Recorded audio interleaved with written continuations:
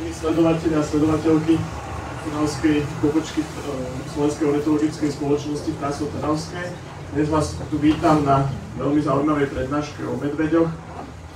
Táto prednáška sa koná v sérii prednášok, ktorú Slovenská ornitologická spoločnosť organizuje v spolupráci s knižnicou Juraja Fannyho v Trnave. Dnes je to taká výnimočná téma. Väčšinou sú prednášky o vtáctve, ale dneska máme medveďa, kráľa prírody, by sa dalo nazvať. Ťažko povedať, možno pred 20 rokmi by človek nepovedal, že medveď sa stane hlavnou politickou témou a takou nejakou proste mení také aj nazeranie aj na prírodu. Kedysi, keď som bol malý, napríklad sa odporúčalo byť v prírode ticho, dnes sa odporúča vydávať nejaký zvuk. Stal sa aj politickou kampaňou, stal sa rôznym terčom aj dezinformácií, ale máme našťastie aj odborníkov, ktorí sa venujú prevencii a nejakým spolužitiu s medveďami, pretože myslím si, že každý má možno na to aj iný názor, ale ten medveď v slovenskej prírode určite patrí a aj vďaka tomu sú tie slovenské hory také tajúplnejšie, majú nejaký taký náboj, možno nejakého romantickosti pre mnohých ľudí. No a tu by som privítal dvoch ľudí z občianskeho združenia Ursia. Potom by som poprosil aj krátko, keď by ste sa predstavili, že čo toto občianske združenie, aké má ciele a čo robíte, pretože my tu v Trnave pre nás ste takmer známi tu. A sme veľmi rádi, že sa nám podarilo vás sem zobrať. Prenechám vám slovo. Na záver by som, že diskusia bude až na záver, aby sme to nejako neprerušovali a keby tu boli aj nejaké opačné názory na to, tak poprosím nejak pokoj a kľudne podiskutovať. Ďakujem.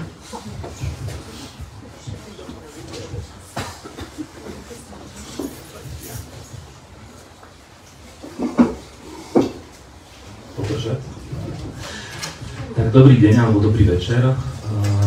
Ja sa volám Jozef Martinský, toto je kolegyňa Janka Jankovičová.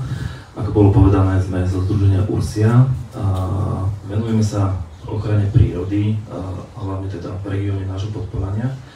Ale samozrejme máme taký ten reach, taký dosah po celom Slovensku. Keď treba, vieme vstúpiť napríklad do konaní zákonov o ochrane prírody a podobne. Ale tá naša nosná činnosť je v rámci podporania, kde sa venujeme aj ochrane riek, Slatiny, tam je častokrát skúšaná tá rieka. V minulosti veľakrát vytrávili miestne družstva a podniky, ktoré tam máme.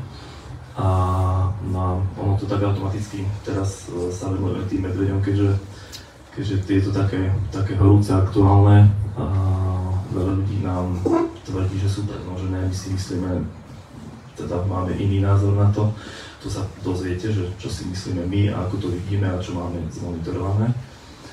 A zároveň máme aj krúžok s deťmi, s malými, vedieme ich k ochrane prírody a u geológii a napríklad chodíme pozerať, ak ste tu tí vtáčkari, tak chodíme pozerať aj vtáky, ako nám tam letali hniezde, volávky a podobne, takže venujem sa viacerým takým činnostiam. A čo ešte, na začiatok to stačí na predstavenie spoločnosti. Ak by ste mali potom nejaké otázky, tak naozaj na záver. My sme si pripravili takú prezentáciu, neprezentáciu. Nebude to klasicky nejaké slajdy PowerPointové, kde budeme odčítavať z toho, čo sme si pripravili. Skôr máme len nejaké fotky, ktoré sa už tu párkrát vyhli a budeme vám hovoriť také základné veci o tom medveďovi, aby ste vedeli, čo to je, ako sa správa, aké máme my s ním skúsenosti osobné, pretože my nie sme, častokrát nám hovoria, že sme nie my, ale balkónoví ochranári, alebo ja neviem, pováľači z Bratislavy a podobne, ekologicky. Takže my máme reálne tie skúsenosti, aj tie strety s tými medveďmi, takže vám vieme povedať osobne, že ako to prebieha. A skúsime na záver načrtnúť, čo s tým ďalej. Pretože na konci sa vám aj tak vynorí tá otázka, ktorá bola na začiatku, či sú prednožené, či je ich tu veľa, málo, čo s tým vieme s nimi žiť, nevieme. Patria toho gulášu do lesa. Takže takto. Čiže aj otázky potom, ak by ste nejaké mali, tak snažte sa zapamätať a povieme si ich potom v tej poslednej polhodinke. Dobre? Takže poprosím teraz kolegyňu Janku, aby začala. Dobrý večer. Tak na začiatok si povieme niečo o tom, že čo za zviera ten medveď vlastne je, pretože však všetci vieme, ako medveď vyzerá. Videli sme ho buď na obrázku, alebo v telke, alebo možno niektorý v zoologickej záhrade, možno niekto z nás aj naživo. Ale stretávame sa často s tým, že ľudia majú veľmi mylné alebo také skreslené informácie o medveďovi ako živočíchovi. Cieľom tohto príhovoru nie je nejaký podrobná zoologická prednáška, ale aby sme teda vedeli, o akom zvierati sa bavíme, tak si povieme na úvod. Takže medveď hnedý, ktorý žije u nás na Slovensku, vyzerá takto. Toto konkrétne je Dodova suseda. Býva od neho asi tak ďaleko, ako je odtiaľto k tej športovej hale. Takže je to naozaj bezprostredná blízkosť. No, takže medveď hnedý je cicavec, to vieme. A patrí do čeľade medveďovitých. Je to samostatná čeľaď. Mnoho ľudí, keď sa ich spýtate, tak rozmýšľajú, že či to patrí medzi mačkovité, alebo psovité, alebo kam to vlastne patrí, čo to je. Tak je to vlastne samostatná čeľaď medveďovité, z ktorej aktuálne na svete žije 8 poddruhov. A u nás teda ten jeden, medveď hnedý. Medveď hnedý je všežravec a oportunista. Všežravec znamená, že si nevyberá potravu nejakú špecializovanú, ale teda živí sa tým, čo mu pod zobáku, teda pod papulu príde. Čo sa týka jeho veľkosti, tak všeobecne medveď hnedý má dĺžku tela tak zhruba 100 až 220 cm, čiže niekde od čumáka po chvost. A tých 220 cm už je fakt veľké, to je ako taký väčší poník alebo menší kôň. No a výška v kohútiku sa uvádza od 90 cm po 150, ale to sú rozmery všeobecne pre medveďa hnedého, a medzi ktoré sa rátajú tie americké veľké medvede. Hej. Tie naše sa toľko nedorastajú, tie sú asi také veľké ako ten stolík, čo tam dozome na ňom notebook. No, hmotnosť medveďov býva tak dospelých zhruba okolo tých 100 až 350 kg a u medveďov je výrazný pohlavný dimorfizmus, to znamená, že samce a samice sú rôznej veľkosti, rôzneho vzrastu. Medvedice bývajú o takých 20 až 30% menšie než medvede. Väčšina našich medveďov váži tak okolo 180 kg, čiže je to taký ten väčší poník zhruba, aby sme si to vedeli k niečom prirovnať, čo je nám také známejšie alebo čo častejšie vidíme. Medveď sa môže dožiť asi 25 až 30 rokov. Pohlavnú dospelosť dosahuje v 4 až 6 rokoch, to znamená, že dovtedy sa nerozmnožuje, začne sa rozmnožovať samce, samice okolo tých 4 rokov sa začínajú rozmnožovať, samce tak zhruba o rok neskôr. No a samica rodí 1 až 4 mláďatá, o ktoré sa stará 2,5 až 4 roky. Jedna samica môže mať za život maximálne, teda čo bolo zrátané, 10 vrhov, väčšinou je to menej. No a prečo si to hovoríme? Hovoríme si to kvôli tomu, že často dneska rezonuje, že medvede sú premnožené, že proste sa nám tu budú kotiť, až kým nás všetkých nepožerú a proste nastane katastrofa. No tak kvôli tomu hovorím o tom rozmnožovaní. Totiž medveď sa podľa tých zoologických kritérií premnožiť nemôže, a to z dôvodu, že má životnú stratégiu, ktorá sa teda odborne nazýva, že K-stratégia, a tá znamená, že medveď si vlastne rozhoduje, no do istej miery rozhoduje, že koľko a kedy tých mladých bude mať podľa toho, aké sú podmienky prostredia. To znamená, že medvedia ruja prebieha na jar. Medvedica sa spári vtedy, ale máva tzv. Odloženú graviditu. To znamená, že ona sa cez leto snaží vykrmiť, tak aby zvládla potom to tehotenstvo, aj tú zimu a ten zimný pôrod v brlohu. No a zárodky sa začnú vyvíjať až podľa toho, že či tá medvedica sa dostatočne vykrmila na to, aby zvládla tehotenstvo a pôrod a aj to kojenie. Čiže podľa toho, koľko medvedica našla potravy, tak môže sa aj všetky tie zárodky sa môžu pohltiť, čiže medvedica vlastne ako keby potratila a nebude mať vôbec mladé, alebo môže teda sa ujať 1, 2, 3, možno aj 4 tie zárodky a teda podľa toho sa narodí počet mláďat a už potom závisí od ďalších okolností, že či ich teda dokáže vychovať a koľko z nich dokáže vychovať. Medvedica sa stará, ako som hovorila, o tie svoje mláďata 2,5 až 4 roky, to znamená, že venuje veľa energie a veľa námahy tomu, aby tie mladé vyrástli a celý ten čas ich učí rôzne veci, ktoré budú pre život potrebovať, chrániť pred samcami, pretože samce sa snažia mláďatá, o ktorých teda ako predpokladajú, že nie sú ich otcami, zabiť, aby medvedica došla do ruje, pretože keď medvedica príde o mláďata, tak za pár dní dojde do ruje, môže sa znova spáriť a bude mať teda mláďata s tým novým samcom. Takže vlastne to je ďalší regulačný mechanizmus, čiže na jednej strane má medvedica možnosť rozhodnúť sa ako keby, že teda nemám dobré podmienky, nebudem rodiť. A druhá teda regulačná stratégia tohto druhu je, že samce zabíjajú mláďatá.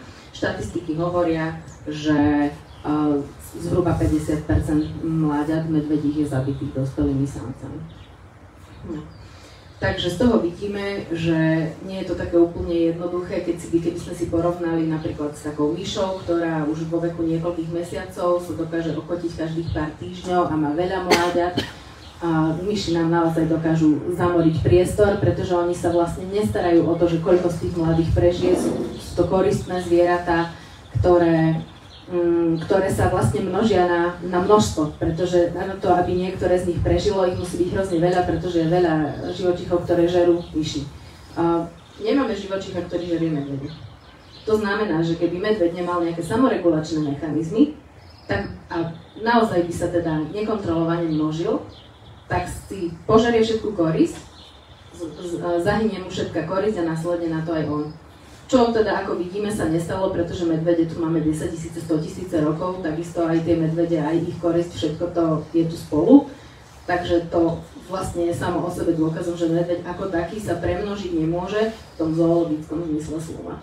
Takže medveď sa stará o svoje mláďatá, venuje ich výchove veľa energie, veľa času, a dáva si na tom veľmi záležať, nemnoží sa tak rýchlo ako myši. Čiže keď vám niekto tvrdí, že to sa tu bude kočiť a za chvíľu nás to tu zaplaví, tak u medveďa to nie je pravda. Sú živočichy, u ktorých to pravda je, napríklad aj niektoré druhy hmyzu, viete, že kobylky sa zvyknú premnožiť, alebo niektoré proste motýle, husenice, že všetko požerú, ale medveď nemá tú životnú stratégiu, čiže jeho sa toto netýka. No, takže to bolo k tomu rozmnožovaniu a ešte by sme si povedali potrave. Čo sa týka potravy, pravila som, že medveď je všežravec, ale teda v našich podmienkach, podľa dostupných dát, zhruba 90%, možno aj viacej, jeho potravy tvorí rastlinná zložka. To znamená tráva, rôzne plody, semiačka. No a tu vidíme na obrázku. Toto je medvedí trus, medveďa, ktorý sa krmil na čučorietkach. Je to vlastne z oblasti blízko pri nás, kde sme boli... Áno? No, na to Rochoteľ, z Huliakova. Áno, čiže áno, vlastne áno, je to fotografia z Huliakova, hej, je to z Hrochotí. Boli tam čučoriedky dozreté, takže takto vlastne vyzerá trus medveďa, ktorý sa krmí prirodzenou potravou, sezónnou, tú, ktorú práve nájde v lese. A ako kontrast k tomu môžeme ukázať, to potom vám Dodo porozpráva, ale obrázok si ukážeme teraz. Takto vyzerá trus medveďa.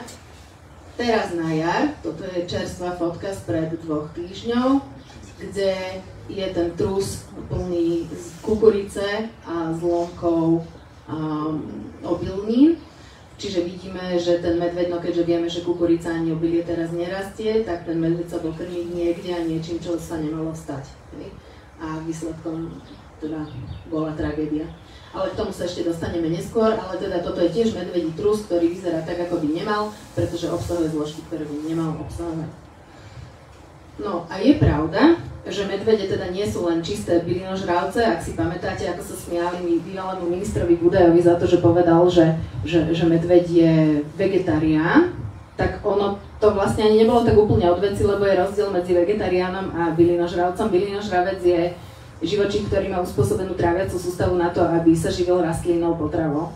Ale vegetariáni môžeme byť aj my ľudia, ktorí sme tiež vlastne všežravci, hej? Čiže to je vec voľby alebo potrebovej ponuky. No a ten medveď teda v našich podmienkach, okrem toho, že sa živí tou rastlinnou potravou, tak občas teda si prilepší aj nejakou živočíšnou, ale to neznamená, že pôjde a zožerie ovečku alebo že strhne jelenia.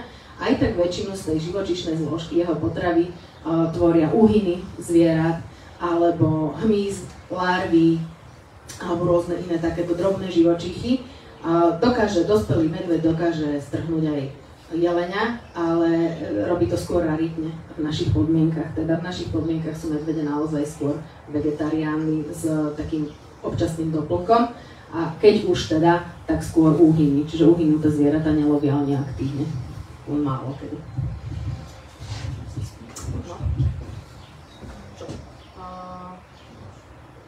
Je tu potreba spánok agresívne.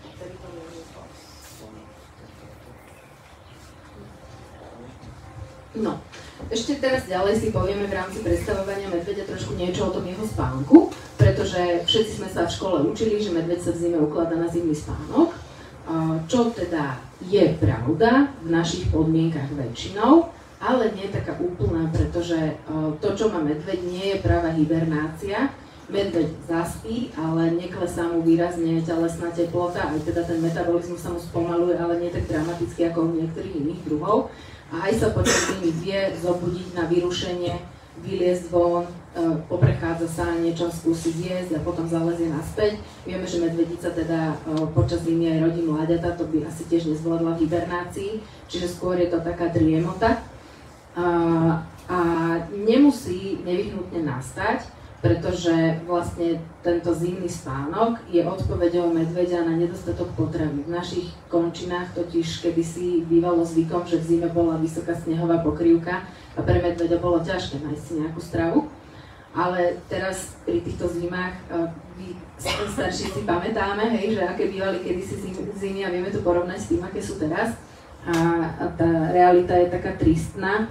Takže aj v tých vyšších polohách už nebýva toľko snehu a tým pádom ten medveď stále môže nájsť napríklad bukvice na zemi alebo proste nejaké korienky si vyhrabá alebo niečo, alebo aj tie uhynuté zvieratá.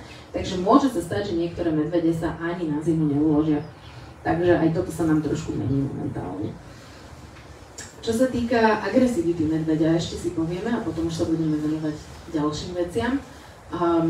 Medveď v súvislosti s človekom, teda hej, naše medvede na Slovensku nepovažujú človeka alebo nemajú človeka na svojom jedálničku.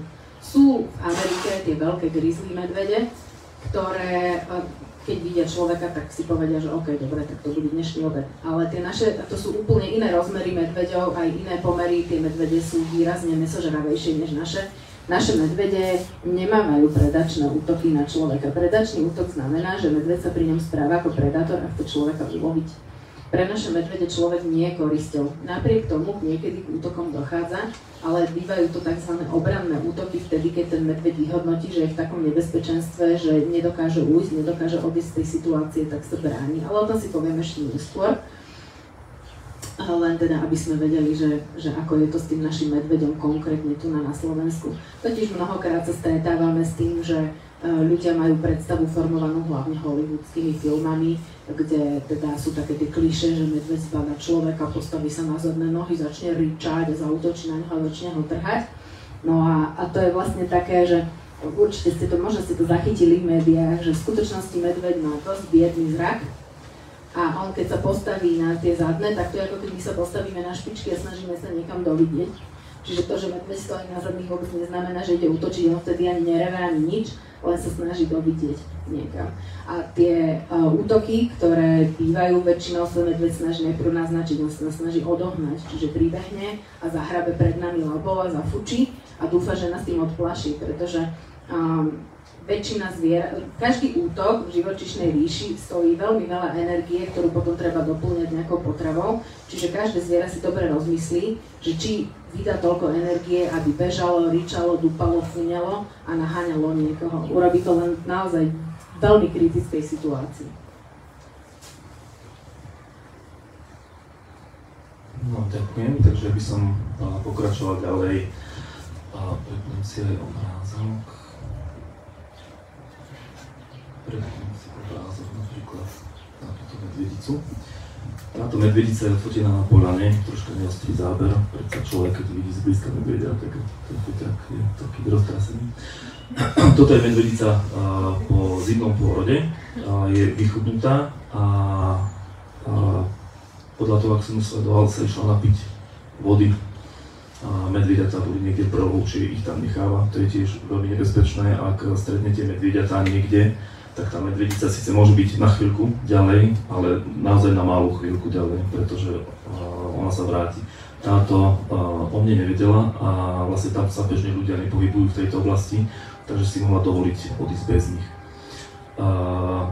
Ten pohyb je dôležitý, o ktorom vám chcem povedať, a to sú migrácie týchto zvierat, týchto medveďov. Ako každé iné zviera, aj medveď migruje z rôznych dôvodov. Jedným takým prvým dôvodom je migrácia za potravou. Ako aj táto sa išla napiť, tak medvede migrujú sezóny za potravou. Čiže teraz na jar z tých hôr, z tých brlhov, keď išli von, tak schádzajú dole do toho podhoria na tie lúky, kde majú čerstvú trávu. Momentálne, teda za chvíľku začne u nás rásť lucernasiata, rôzne ďateliny, rôzne mladé trávy a tá medvedica, alebo tie medvede, tam skrátka schádzajú sa na pás, doslova sa pasú na tých lúkach. Je to taká sezónna migrácia, oni viac menej im je jedno, že na ktorú lúku, oni to už majú tak zmapované, každý rok takto schádzajú. Následne v lete im pribúdajú tieto potravné možnosti. Začnú sa krmiť na rôznom ovoci, na rôznych plodinách, ktoré začínajú dozrievať. To znamená, že oni zmenia aj migračné trasy, pretože nerastie to všetko na jednom mieste a presúvajú sa ďalej. Aj potom koncom leta na jeseň idú do tých kukuričných polí. Čiže keď vám niekto povie, že videl medveďa v kukurici, tak je to úplne bežná vec. Je ich tam kľudne aj 10 pokope. Oni vôbec nie sú nejaké nevrlé voči sebe. Keď spolu žerú, tak spolu žerú. Sú tam. To znamená, že aj to, alebo to poviem, na jeseň potom, alebo na tú neskorú jeseň už máme potom nejaké plody lesné, hej, čučoriedky alebo lete maliny a podobne. A potom na jeseň pristupuje bukva, žalúde, bukvice a tieto lesné plody, ktorými sa potrebujú napchať doslova, načkať na zimu, aby potom jednak medvedice mohli porodiť alebo aby vydržali do tej jary. Teraz je to také ošemetné s týmito zimami, pretože už ani u nás na poľane nebýva veľa snehu a tie medvede dokážu tú bukvu nájsť normálne na zemi alebo si odhradnú. Nepotrebujú hibernovať tak dlho, ako to bolo kedysi, že sa vezli pod koreň. Napadol sneh, oni tam prespali vlastne do jary, už to tak nebýva. Ten medveď kedykoľvek sa zobudí, kedykoľvek má potrebu, je hladný a vyhrabe si a zožerie. Preto vlastne aj medvede chodia spávať alebo chodia sa ukladať na ten zimný spánok. Nevykrmené až tak ako kedysi, nie sú také tučné, pribraté, lebo sa budia v zime, teda cez zimu a chodia. Čo sa týka tej migrácia tých rôznych trás, tu je vlastne taký dôkaz, alebo ďalšie také vyvrátenie mýtu, že či má medveď teritorium alebo nemá teritorium.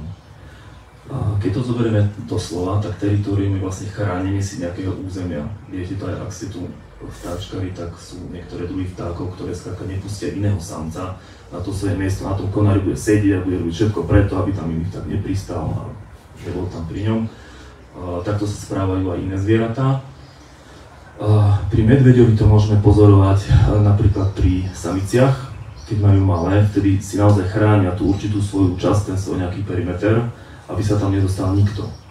A to je vlastne aj zdrojom tých útokov. Keď sa dostanete na nejakú unikovú vzdialenosť k tomu medveďovi, tak ona po vás vyštartuje, nemusíte ani rozmýšľať. Ak vidíte medvedicu pri sebe, tak už rovno môžete vedieť, že niečo bude, minimálne sa na vás príde pozrieť zblízka. Keď to bude dlhšia vzdialenosť, to znamená, že ona stihne uniknúť, ona vtedy, ako Janka povedala, sa postaví na zadné, zhodnotí situáciu, odíde, bere mladé a ide preč. Takto sa správa aj k ostatným medveďom. Čiže ona toleruje, alebo medveď ako taký toleruje aj ostatné medvede niekde blízko. A hlavne keď je potrava, keď sme videli zábery z minulosti, ako poľovníci priamo na poľane krmili medvede, chodili si ich tam fotiť, chodili si tam hosti, tak tie poľanské staré samce, ktoré sú tam tie veľké, o ktorých sa hovorí, že samec teda neznesie nikoho, že samec je naozaj teritoriálny, tak nebol. Boli v noci tam 3 na tom krmovisku, na tej kukurici sa pásli. A tam dokonca podľa informácií, ktoré máme, tak tam aj spali pri tej kukurici na tom hľadisku, na tom krmovisku, ktoré bolo pripravené pre fotografov. Takže tie teritóriá vlastne nie sú doslova teritóriá, ale sú to určité také domovské územia, domovské areály, kde sa ten medveď vyskytuje, po ktorých chodí. Oni sa navzájom prekrývajú. To znamená, že jeden medveď si nechráni nejaké územie, alebo tie výpočty také smiešné, keď človek počuje, že určitý medveď by mal mať určitý počet hektárov. Určite mohol by mať, ale medzi tým mu tam chodia ďalších 5 medveďov a úplne v pohode sa tolerujú. Čiže nie je to striktne dané, že medveď na konkrétne územie. Je to potom dané naozaj tou úživnosťou toho prostredia. Takže medveďovi sa aj ten areál v priebehu roka mení, ako on migruje na rôzne miesta, tak vlastne tým sa presúva ten jeho areál počas roka. No a to sme ešte iba pri potrave. Potom ďalší typ migrácie máme za rozmnožovaním. Zároveň si aj čas chcem povedať. Za rozmnožovaním, keď to teda na medvede príde, o chvíľu už tu máme ten čas, je apríl, za chvíľu to začne v lese vrieť a staré samce, o ktorých sme vravili, výjdu von z tých svojich území, výskytu a idú hľadať samice.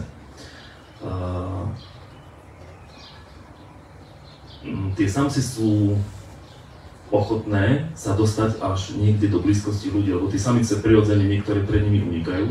To je vlastne ďalší dôvod tej migrácie tých samíc, ktoré sa boja, lebo ešte majú tie mláďatá, ročné, dvojročné, ktoré si chránia. Keďže nechcú, aby im ich ten samec zabil, takže oni utekajú pred tým samcom. Niektoré, ktoré sú v rúji, sú ochotné sa páriť, ale čakajú teda na tie samce. Sú také známe rújoviská, kde vlastne aj teraz sa uvidí na jar, že koľko medveďov nám prežilo tie streľby a tie pytliacké výpravy, ktoré sa po lesoch dejú. Čiže to len aby ste vedeli, že nemáme len legálne ostrelené medvede, ale ľudia sú povzbudení tými výrokmi politikov a máme ich strašne veľa upytlačených.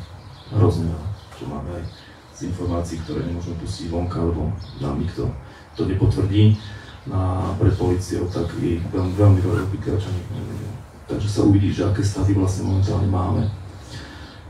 Tie medvedice s mláďatami sme povedali, odchádzajú na nejaké bezpečné územia.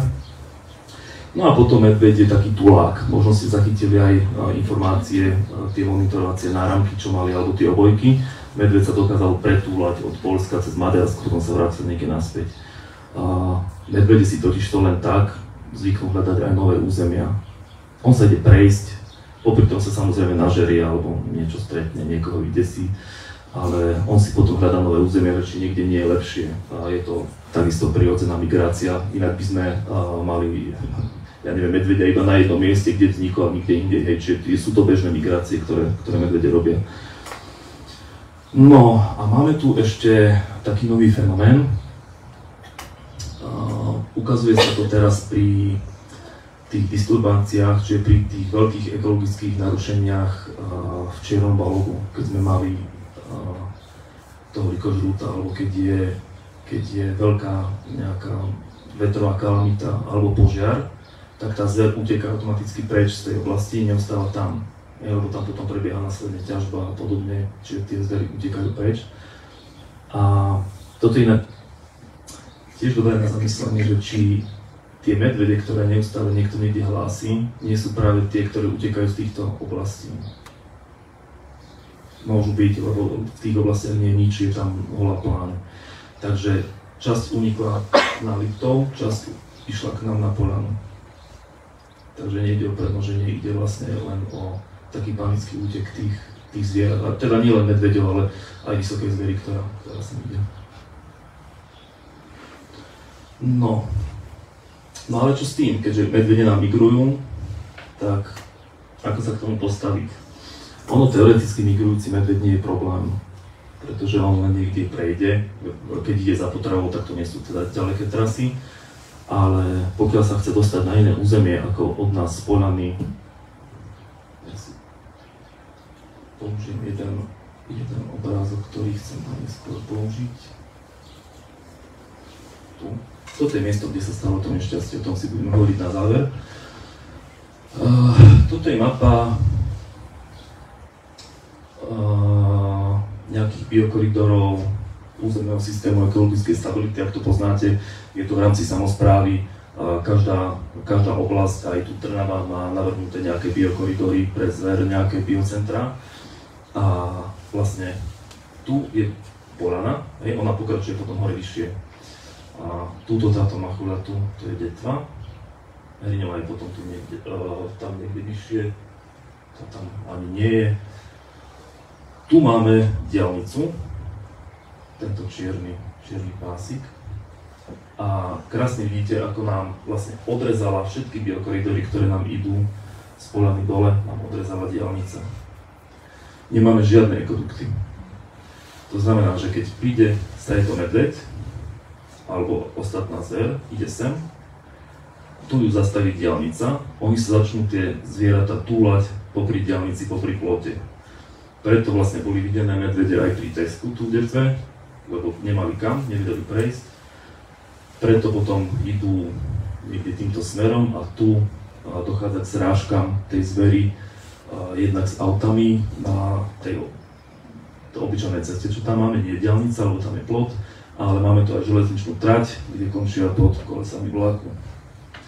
Takže takýto stav, alebo takýto systém tých ciest nepremyslených, ktorý tu máme, nám odreže celý kus krajiny, spraví také fragmenty po celom Slovensku, uzavrie tie populácie zveri a teraz čo sa stane? Ten medveď vlastne sem neprejde,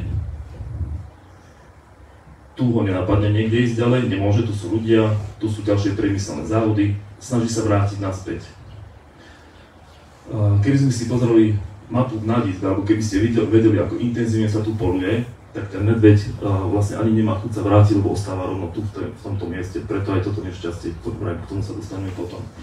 Takže toto je ďalší taký problém, ktorý tu máme s týmito migračnými koridormi a migračnými trasami, ktoré nám ostali prerušené. Tá zver, bohužiaľ, neprejde. No, môžeš pokračovať. Hej. A teraz si povieme, že ako to teda bolo v minulosti a ako je to teraz, že či sme vždy mali takéto problémy, alebo je to čerstvé niečo, ako to bolo teda v minulosti, koľko tých medveďov bolo, kde sa vyskytovali a podobne. Kolega vypracoval takúto veľmi zaujímavú mapu. Je to mapa miest, kde sa v názvoch vyskytuje slovo medveď alebo slovo vlk. Vidíte, tie modré sú vlky a tie červené sú medvede. Čiže z toho vidíme, že historicky sa medveď vyskytoval na veľmi veľkej časti územia Slovenska, čo sa teda dochovalo v tých starých pôvodných miestnych názvoch geografických. No a prečo teraz si myslíme, že medveď má byť len hlboko v horách a nikdy tu žiadne neboli a nikdy starý otec môj nehovoril a nikdy nežrali ovce a nikdy hento, nikdy tamto a teraz ich máme strašne veľa a behajú nám poza ploty. No, že čo sa vlastne stalo?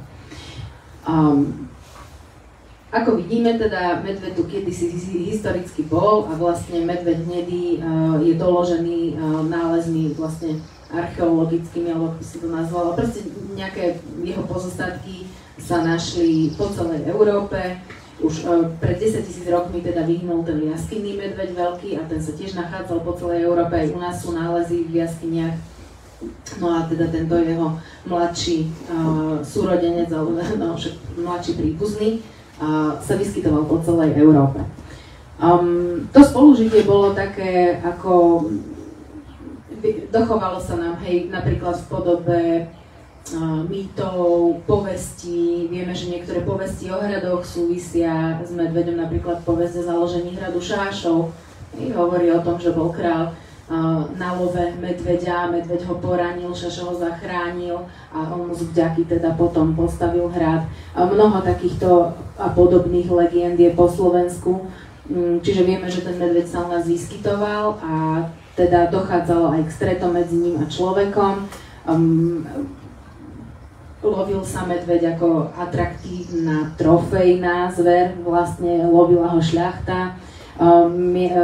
Bežní obyvatelia sa s ním stretávali hlavne vtedy, ak došlo náhodou k nejakej kolízii pastierov napríklad s medveďom, ale nejako tá symbióza vždycky fungovalo, pretože vlastne pastieri si museli vedieť nejako poradiť, ovčiarstvo prežilo celé storočia, medveď prežil tiež, čiže tiež to vyzerá na nejakú dynamickú rovnováhu.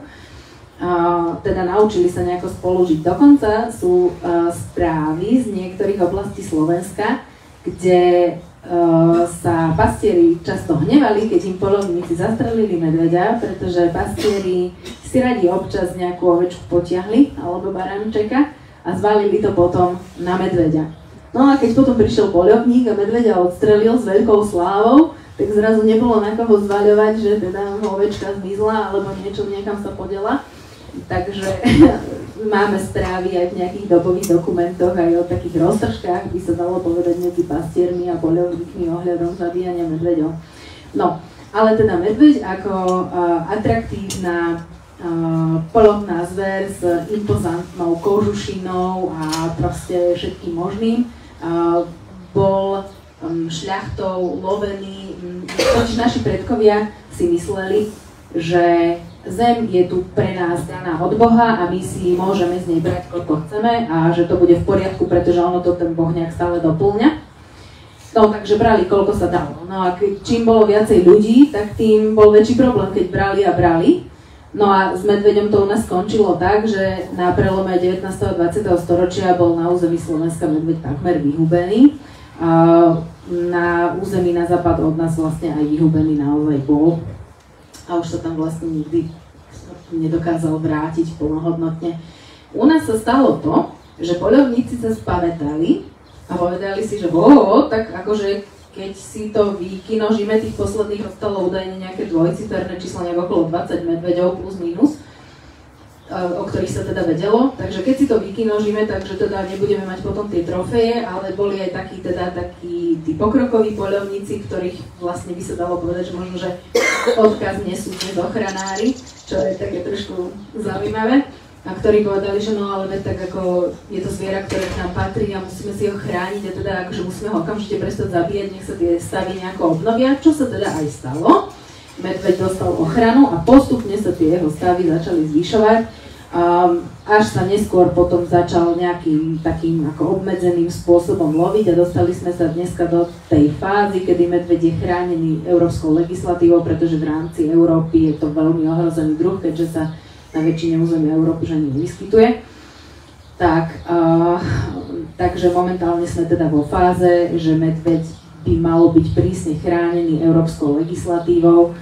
A každé usmrtenie takéhoto zvieraťa musí spĺňať určité základné kritéria. Samozrejme, že však veď aj tí zákonodárcovia nie sú úplne blbí, takže musí vždy existovať nejaká možnosť, ako sa porátať so zvieraťom, alebo teda so zvieraťom, ktoré je hrozbou, alebo teda s nejakou akokoľvek hrozbou. A preto aj v našom zákone aj za toho kritizovaného minulého vedenia, kde sa teda ministrovi pripisovalo, že neprimerane medvede chráni, tak vlastne to bol prvý taký systémový krok na riešenie spolužitia človeka a medveďa v tom, že vznikol ten zásahový tím, ktorý podľa presne určených pravidiel mal za úlohu odstraňovať konkrétne problémové jedince, ktoré ohrozovali život, zdravie a majetok ľudí. Čo sa teda aj dialo, ľudia niektorí v tých regiónoch mali pocit, že je to príliš pomalé. Že vlastne kým teda dôjde na riešenie tej situácie, takže sa narobí veľa škôd, alebo sa cítili ohrození, tam je to na diskusiu, že či to bolo celé úplne tak správne, alebo dostatočne pružné, alebo tak, ale tá zákonná možnosť vždycky existovala, aby sa dalo vyriešiť, keď mal niekto vlastne z ľudí, z tých obyvateľov nejaký vážny problém. No a teraz, že prečo by sme Prečo je toto všetko dôležité pri tom súčasnom trende politikmi nastavenom, že poďme tie medvede vystrieľať, že tak akože my ich tu nepotrebujeme, alebo máme ich veľa, alebo tak.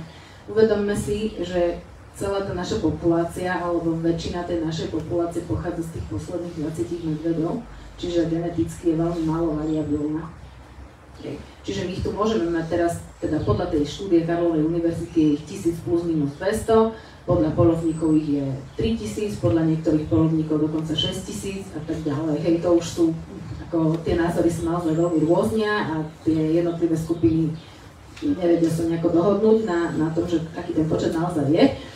No, ale v každom prípade je tu veľmi malá genetická variabilita a ešte aj tá je rozdelená na 4 subpopulácie, ktoré navzájom nevedia veľmi komunikovať a vymieňať si ten genetický materiál práve kvôli tým chýbajúcim biokoridorom, čiže kvôli tej fragmentácii krajiny.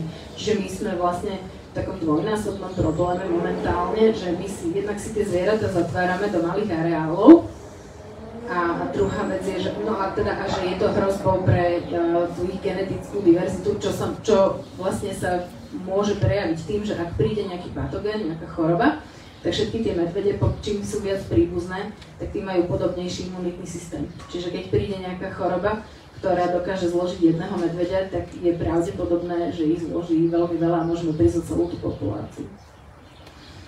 No a potom vlastne, keďže medvede prirodzene si potrebujú teda migrovať, chodiť po tej krajine, tak hynú aj pri tých svojich pokusoch prekonávať nejaké prekážky. Čiže tá naša populácia je ohrozená aj tou fragmentáciou územia, aj tou nízkogenetickou variabilitou a teraz vlastne ešte aj tým plošným odstrevom. No a k tomu spolužitiu ešte, ako sa zmenilo. Čiže kedysi tí naši predkovia museli sa nejako naučiť vyrovnať sa s tým, že ten medveď v krajine je a zariadiť sa podľa toho. Čiže mali nastavené nejaké opatrenia, mali pastierské psy, strážili, zatvárali stáda, alebo mali aj doma psy, ale my sme dneska, my sme veľmi zmenili za posledné storočie alebo za posledné polstoročie spôsob života. Jednak po vojne, keď došlo u nás v našej krajine ku kolektivizácii, tak sa do istej miery alebo do veľkej miery prerušil ten tradičný spôsob hospodárenia, čiže sa neodovzdávali niektoré poznatky a tak keď sa dneska niektorí ľudia chcú vrátiť k tomu tradičnému hospodáreniu, tak im chýba tá kontinuita a možno, že to, čo by im boli odovzdali tých prastarí rodičia a starí rodičia, tieto poznatky nemajú a nemajú ich odkiaľ mať, lebo sa to neodovzdalo, lebo sa to prerušilo. No a druhá vec je teda, že aj my ako ľudia tú krajinu vnímame a využívame inak. Väčšina z nás má takú predstavu, že ráno pôjde do roboty niekde do sucha, do tepla, a potom príde domov a do prírody sa pôjde tak poprechádzať. A vlastne to tradičné hospodárenie to vyžaduje úplne inú, také sebaobetovanie, aj inú odolnosť, inú výdrž, aj iné nazeranie na svet a na život, pretože to je práca 24/7, od toho sa nedá odísť na dovolenku, od toho sa nedá ísť telku si pozrieť, alebo dneska sa mi nechce, tak nenakrmím, alebo nech to pasie pes, alebo tak. Hej. Takže vlastne tie problémy, ktoré dneska niektorí ľudia s medveďom majú, aj čo sa týka využívania krajiny, pramenia mnohokrát aj z toho, že ten spôsob, akým tú krajinu využívajú, nie je už tak v súlade alebo tak úzko spätý s tým, aké má tá krajina pravidlá hry. Ešte mi ale jedna vec napadla, kým teda budeme pokračovať, čo som vám chcela povedať ešte pri tých úvodných informáciách, keď som hovorila o tom, že medveď poriadne nevidí. Tak medveď má jeden z najlepších čuchov v živočíšnej ríši, s človekom úplne neporovnateľný a oproti psovi asi 7-krát lepší sa uvádza, ale sluch má zhruba podobný ako človek. Čiže keď my ideme po lese a chceme, aby medveď o nás vedel, tak ak fúka priaznivým smerom vietor, tak ten medveď vie a okamžite zmizne. Ale ak je bezvetrie, alebo proste sú tam nejaké ruchy, šumy, niečo, tak ten medveď takisto ako, no on nás počuje iba vtedy, ak vydávame také zvuky, ktoré aj my ako človek by sme počuli. Čiže preto sa stáva, že keď ideme do lesa, tak niekedy nás ten medveď nepočuje, napríklad keď húči potok alebo tak a môžeme sa dostať aj na dohľad. Väčšinou teda k tomu nedojde, medveď sa spráce niekam ale môže sa aj toto stať a toto je podľa mňa taká informácia praktická pre ľudí, ktorí chcú ísť do lesa, aby vedeli, že medveď poriadne nevidí, cíti perfektne, ale počuje iba asi tak ako človek. Ale to bola len taká krátka odbočka, lebo to som predtým zabudla povedať. Chceš už ty pokračovať, lebo ešte tam mám tie to poľnohospodárenie a to. No, tak... Poviem ešte, hej? Dobre, tak ako som hovorila o tom využívaní krajiny, tak v súčasnosti v rámci tej antimedvedej kampane alebo hystérie jeden z argumentov je, že vlastne kvôli medveďovi ľudia prestávajú sa venovať tomu tradičnému hospodárstvu, ale ono to v skutočnosti vyzerá, že na mnohých miestach, nevždy, hej, ale že na mnohých miestach je to skôr naopak, že človek ako sa presťahoval do tých kancelárií alebo do podnikov, do závodov, do práce niekam, tak tie územia, ktoré predtým intenzívne poľnohospodársky využíval a bol na nich prítomný aj on, bol tam pohyb, bol tam lúk, boli tam tie hospodárske zvieratá, boli tam psi, tak tie územia sú teraz opustené a tá príroda, keď vidí, že je tam ticho, tak sa tam ide pozrieť, hej, a ešte keď tam náhodou zostali nejaké opustené čerešňové sady alebo jablčné sady, no čo by si ten medveď nedal, hej, však my chodíme na potravu do obchodu a nevyhrabávame si niekde po jednom redkvičku, ale kúpime si niekde celý zväzok, no to ten medveď, čo bude po jednej bukvici zbierať, keď niekde môže ísť do sadu a tam si načítať, hej. No, takže vlastne to nie je tým, že my by sme nemohli kvôli medveďovi, to je to, že medveď môže kvôli tomu, že my tam nie sme. Keby sme sa my znova začali o tú krajinu starať, ale tam narazíme na to, že naozaj to nie je pre každého, je to ťažká práca a väčšine ľudí sa to nechce dneska, ale keby sme to začali znova robiť, boli nejako donútení alebo z presvedčenia alebo akokoľvek, tak ten medveď sa odtiaľ zase stiahne.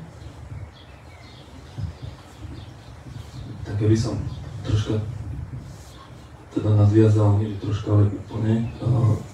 Neviem, prečo sme opomenuli, ešte tu máme tieto naše medvedice z chochúrky. No, do turizmus. K tomu sa... Turizmus ani nemáme, ale... No, ale to využívanie krajiny nie. Dobre, okej. Tak... Dobre, stretnem toto zatiaľ. Častokrát počujete v médiách o potravinovej sebestačnosti. Čiže je to niečo... Je to o tom, že nebudeme si dávať potraviny zo zahraničia, alebo z Európskej únie, alebo už odkiaľkoľvek, ale si ich dopestujeme doma. Čiže budeme sebestační. A momentálne na Slovensku nie sme. To treba povedať, hoci túto tému si prebrala nejaká ultrapravica u nás, politická, je to politická téma, ako bol medveď, ale ono je to v skutočnosti pravda, že ako Janka povedala, tí malí poľnohospodári už nie sú na tých poliach. Nie sú. Ale nie preto, že by im bránila legislatíva, ale jednoducho, alebo že by nemali teda tie polia, ale oni tam jednoducho nechcú byť z tých dôvodov, ako bolo povedané. Nebude sa niekto tlačiť tam celý deň na poli, keď už taká doba nie je. Je to ale potom problém ten, že tie polia naozaj ostali opustené, a máme tam veľa zvery, alebo ak tam prejde raz za čas nejaký traktor po tom poli, tak tú zver to nevyruší. Ďalší problém je skladba tých plodín. My máme aj v podhorských oblastiach vysokonutričné, vysokokalorické plodiny, máme tam kukuricu, máme tam rôzne iné teda atraktanty pre medvede, ktoré oni s veľkou radosťou konzumujú, robia škody poľnohospodárom, ale zároveň teda aj ľuďom, lebo ľudia sa toho boja, keďže v tých podhorských oblastiach sú sídelné oblasti, hej, máme tam sídla, máme tam mestá, obce, dediny, pomaly už aj v lese máme postavené domy, hej, čiže tam je ten stret ľudí a medveďov. Čo ale s tým spravíme? Ako tomu zabrániť? To bude téma vlastne potom na záver, že či ťahať niekde oplotky dookola tých polí, okolo obrovských polí, alebo zmeniť skladbu poľnohospodárskych plodín. Môžeme si o tom povedať, lebo máme skúsenosti aj zo zahraničia, kde sme boli pozrieť dole na Balkáne, ako to funguje. Tam ešte funguje pastierstvo, u nás už v takej miere nefunguje. My už vlastne máme zarastené tie vyššie pásma a tam ešte nie, čiže tam to máme odpozorované. U nás vlastne tie medvede schádzajú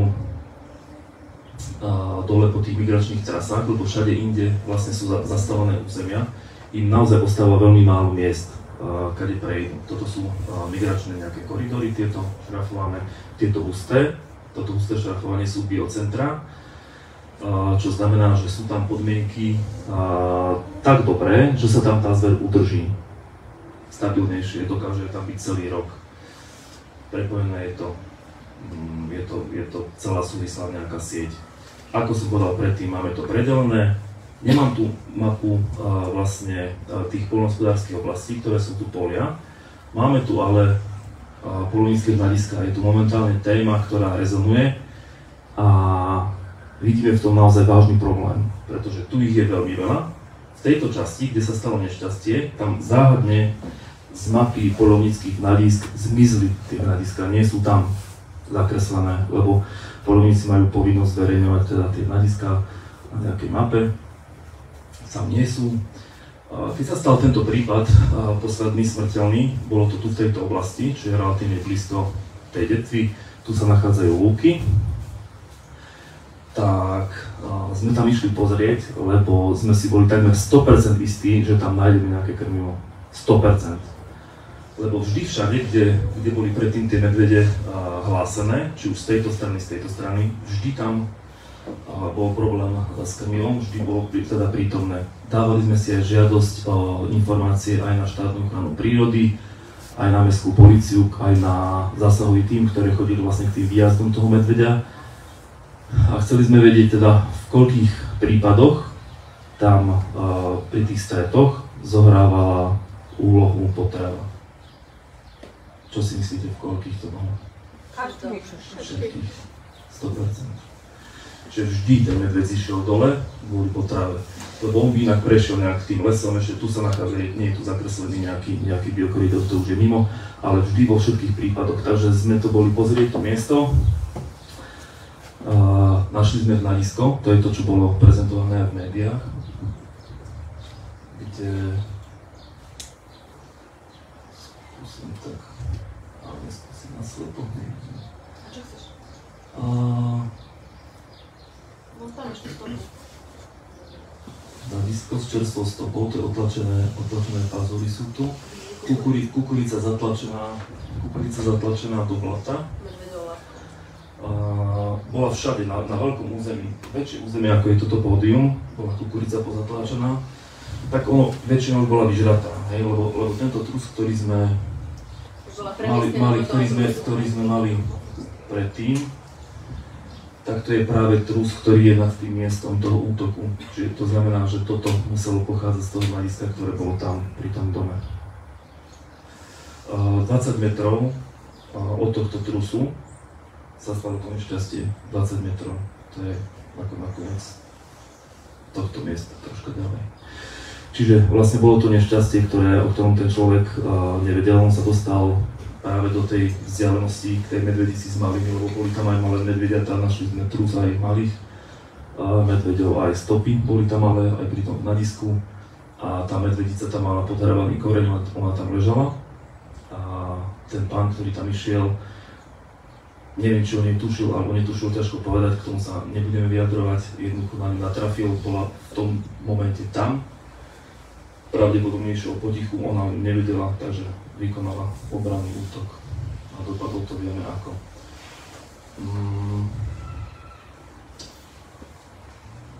Toto hľadisko ale nie je jediný problém, pretože na internete sme si našli tento príspevok, ale tu nemáme príponu. PNGčko? Aha, tak to neotvoril tento. Tak z fotografie. A toto je fotografia z toho hľadiska z roku 2021. Na tom pozemku to hľadisko už bolo minimálne 4 roky a 4 roky tam krvili medvedia. Predpokladám, že nie jedného, lebo to je nejaký malý medveď, teraz tam bola medvedica s malými. Toto sú úle, ktoré ktoré... Otvorím si tú mapu. Tie úle, ktoré boli niekde tu vyššie, zhruba takto v strede. Čiže tu máme Hnadisko, tu máme úle. A tu v týchto miestach ďalej, ale tu fotku si nemám, tie som nakopíroval. Nie, nemám. Tam bol, ja neviem, 100 stromov natretých bukovým drchtom. To je nadidlo na, jednak na diviaky, jednak na tí, ktorí chodia na parôžky, alebo viete o polovníkoch, ktorí chodia na parôžky, tak ponatierajú stromy, aby sa potom tam obklopali jelenia. Čiže celý pás atraktantov, ktoré dokážu zastaviť teda nielen jelene, ale aj medvedia. Nemal ten medveď dôvod ísť nikde inde. Pravdepodobne tá medvedica tam aj prezimovala, keďže mala malé medvediatá. Tie nepoznajú nejaký ten tmavý les hore na polane. Čo si myslíte, kde pôjdu tie medvede? Vrátia sa naspäť do lesa, nevrátia sa. Tie medvede sú už pokazané od narodenia, pretože už vedia, čo je to ľudská strava, už majú spojený pach, hnadiska alebo tej krvnej zmesi s človekom a už niekoľko rokov. Takže tie sú pokazané a od nich môžeme čakať také isté problémové správanie, že na niekoho zaútočia. Čiže nie je problém to premnoženie, ako sa hovorí všade, ale sú problémom tie medvede, ktoré raz išli dole, my sme to nejako neustrelili. Či to bolo počas covidu, kedy sme nechodili von, ja neviem. Zatiaľ je ťažko identifikovať tú dobu, že kedy sa to stalo, kedy zliezli tie prvé, ktoré odchovali vlastne ďalšiu generáciu medvedov, ktoré už sú pokazané a ktoré ostávajú tam. Lebo keď si spomeniete, tak v správach sú stále také medvede okolo 100 kg, malé do 100 kg. To nie sú medvede, ktoré tu žijú 15 rokov. To sú tie, ktoré sa narodili pred 4 rokmi. Čiže toto je problém, ktorý tu Slovensko má, celé Slovensko, čiže nie je to len nejaký problém podporania, toto sa deje všade na Slovensku a je zaujímavé, že sa to deje celoplošne a presne tá váhová kategória, vždy je to pri nejakých hľadiskách a vždy je to pri ľuďoch. Čiže tie medvede, určitá časť išla dole a ostali tam a porodili tam ale. Toto je len na ilustráciu, toto je tiež nejaký medveď z roku 2022, Nová Ves, aby sme vedeli, že to Hnadisko sa nachádza tu, za týmito domami. Takže Facebook je nám týmto svedkom, že tie medvede sa tam vyskytovali už dlhé roky. Dlhé roky, minimálne 4. Problémom pri takýchto medveďoch, oni teoreticky nemusia byť problematické, lebo oni si už na človeka zvykli. Máme aj príklady dobrej praxe, kedy v zahraničí sú určité lokality, dokonca celé mestá, kedy tí ľudia dokážu žiť v takej symbióze s tými medveďmi, nevadia si navzájom, ale tí ľudia nevyhadzujú odpad, majú ho uzavretý v kontajneroch, žiadne hnadiska ani zdochliny, lebo u nás ešte je ďalší fenomén, to sú zdochliny, lebo čo spraví gazda, keď vzdochne ovoc, alebo u nás sa ešte pasie, šup za plot. A potom tam máme medvede stopy a keď sme boli po tých stopách, keď sme išli, tak presne ako išli stopy, tak bol v priebehu mesiaca hlásený medveď u nás v mestskom rozhlase, ešte máme také informačné služby, že mestský rozhlas. A pekne ako išiel cez cintorín, pekne celý okruh, ale od zdochliny k zdochline, k jednému hľadisku, potom k nejakým krmoviskám a tak ďalej, všetko si takto obišiel. On sa vám nebude len tak prechádzať po meste, že chce vidieť pamiatky a vyrezávané kríže, to nie je. Medveď naozaj nezaujíma. No a vlastne problém je potom, keď idú ľudia na turistiku na také miesta, ktoré bezpečne poznajú, teda poznajú, že sú bezpečné tie miesta a skutočne ich tam ten medveď môže prekvapiť. Je to ťažko teraz povedať, že kde momentálne sú, kde nie sú. A čo sa týka tých odstrelov, toho množstva odstrelov, to by som už otvoril vlastne tú poslednú fázu, tú diskusiu a nastavil tu nejaké otázky. Je to veľa pri týchto informáciách, ktoré máte veľa alebo málo? alebo treba ten adresný odlov, napríklad tých medveďov, o ktorých som vravel, že my aj tušíme, kde sú, nevieme samozrejme o všetkých, ale dlhodobo vieme podľa mapovania tých nadizatých stôp, kde sa zhruba môžu tie medvede nachádzať. Má zmysel strieľať medvede hlboko na polane, čo vlastne je teraz možné. Niekde tie, ktoré nikdy nevindú, aj to, keď sa chudák sa vezie pári, tak vyjde 300 metrov na lúku a tam ho zastrlia, lebo je to pekná trofej. A tie trofeji máme z tabuliek, polovníci si vedia také tabulky, trofeji a tam máme pekne, že 15-ročný samec, nejaký pán, potom pani nejaká polovnička, zase 15-ročný medveď strelený. Toto sú tie medvedy, ktoré sa lovia. Takže, predtým ako otvoríme diskusiu, ešte tie otázky teda, či patrí medveď do kultúrnej krajiny. Kultúrna krajina je taká, ktorá je pozmenená človekom, čiže nie je to nejaká divočina, je to krajina, kde človek býva, kde pracuje, kde chodí na rekreáciu, kde chodí na výlety, či tam medveď patrí, či s ním dokážeme žiť, alebo s ním nedokážeme žiť.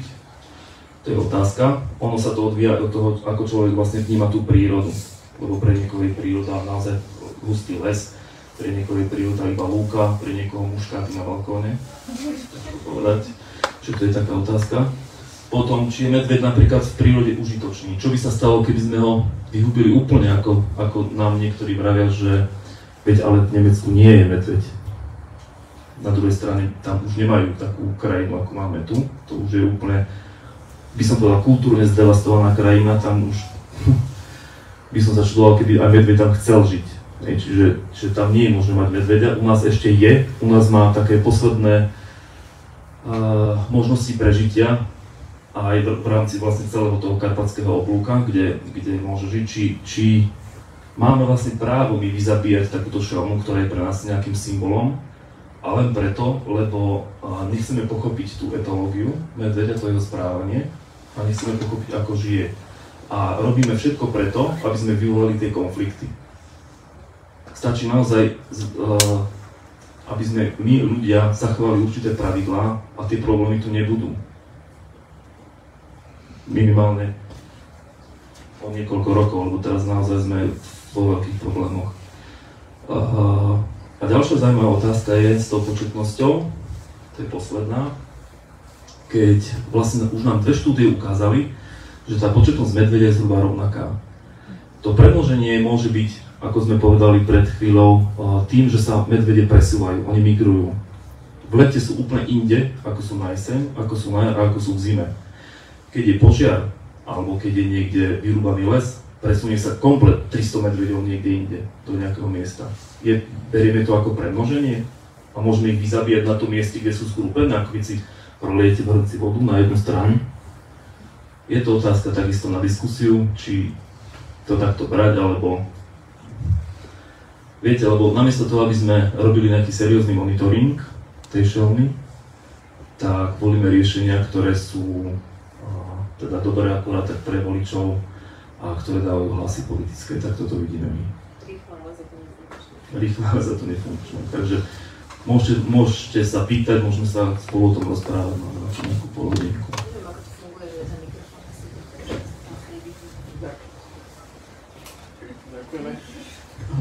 Ďakujeme za zaujímavú prezentáciu a máme nejaké námety na diskusiu, takže určite bude veľa otázok.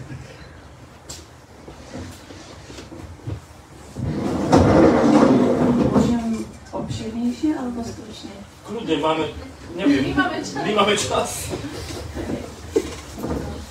Mám českých príbuzných, ktorí hovoria, že vždy, keď boli na Slovensku v horách, tak vždy stretli medvedia. Riešili to nejakým odchodom čo najrýchlejšie preč. A ja, keď som bola v horách, vždy som sa strašne bála a nikdy som žiadneho medvedia nestretla. A potom ešte aj čítala som rozhovor s nejakou fotografkou, ktorá fotí v lese. A jej sa stalo, že volačo vo streda stretla medveďa viackrát, ale naďalej a raz tak na blízko, že v púštine niečo zašušťalo, ona si klakla, vybehla medvedica, urobila kolečko smerom ku nej, akože vystražné a vrátila sa do púštiny. to ma zaujalo, že si klakla. Chcem sa spýtať, že keď teda stretne medveďa, ako sa mám zachovať?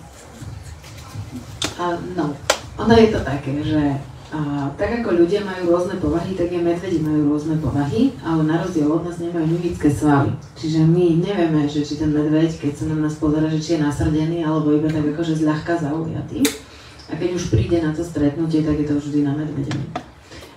My napríklad vieme tam v tom našom okolí o takej úplne že pohodovej medvedici, ktorá nechala človeka, ktorého poznala, prísť na pár metrov a kľudne aj mláďatá mu ukázala, akože nič, on si ju fotila v pohode. Dalo by sa povedať, že to bol taký ten habituovaný medveď, to znamená medveď zvyknutý na ľudí, ale nepovažoval ich za hrozbu a necítil potrebu sa pred nimi brániť. Čiže také akože spolužitie úplne bezkonfliktné. Potom zase v inej časti tej Polianskej kaldery je jedna medvedica, ktorá je známa svojou cholerickou povahou a tu teda akože nechcete stretnúť na blízko, pretože tá sa vždy veľmi na zlosti, keď stretne človeka, nikdy nikoho neprizabila ani nič, ale že teda je to také nepríjemné sa s ňou stretnúť, lebo ona teda robí to strašenie, hej, tie predstierané útoky a tak. No, ale tam je ťažko povedať, pretože väčšinou odborníci radia, že pomaličky sa stiahnuť, nepozerať sa do očí a nejakým takým ako hlbokým hlasom, dobre medveď, ako tam bude, pozri sa, ja odchádzam a tak. Ale nemusí to vždy fungovať, závisí naozaj od toho, že v akom je ten medveď rozpoložení. No a väčšinou teda odborníci sa zhodujú na tom, že keď už by začal nejaký útok, tak treba si ľahnúť na zem a klaknúť, hej, a ruky si dať na zátylok, akože chrániť si ten zátylok. Hej.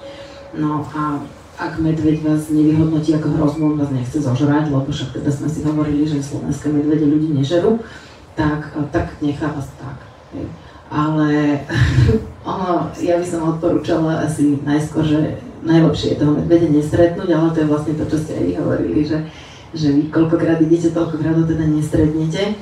No a my keď dávame nejaké svoje reporty na Facebook, že kde sme boli a zase sme žiadneho medveďa nestretli, tak to je také niekedy zaujímavé sledovať tie reakcie ľudí, lebo oni potom začnú, no ale to preto, lebo si mala psa, ale keby si nemala psa, veď by si ho stretla a on by ťa zožral. No proste, že snažíte sa ľuďom, tak zle je, keď stretnete medveďa, ale zle je, keď nestretnete, pretože snažíte sa ľuďom sprostredkovať, že ja som išla tam a tam, robila som to a to, je to medvedie územie, netretla som medveďa, žijem, prežila som to, hej, všetko v poriadku. No ale to sú proste ľudia, ktorí stále potrebujú dokázať, že ísť do hory znamená zomrieť na zožratie medveďom a im akože nevysvetlíte, hej, že ale že to vôbec tak nie je, že v lese sú mnohé iné hrozby, ktoré sú oveľa väčšie, napríklad taký kliešť, hej.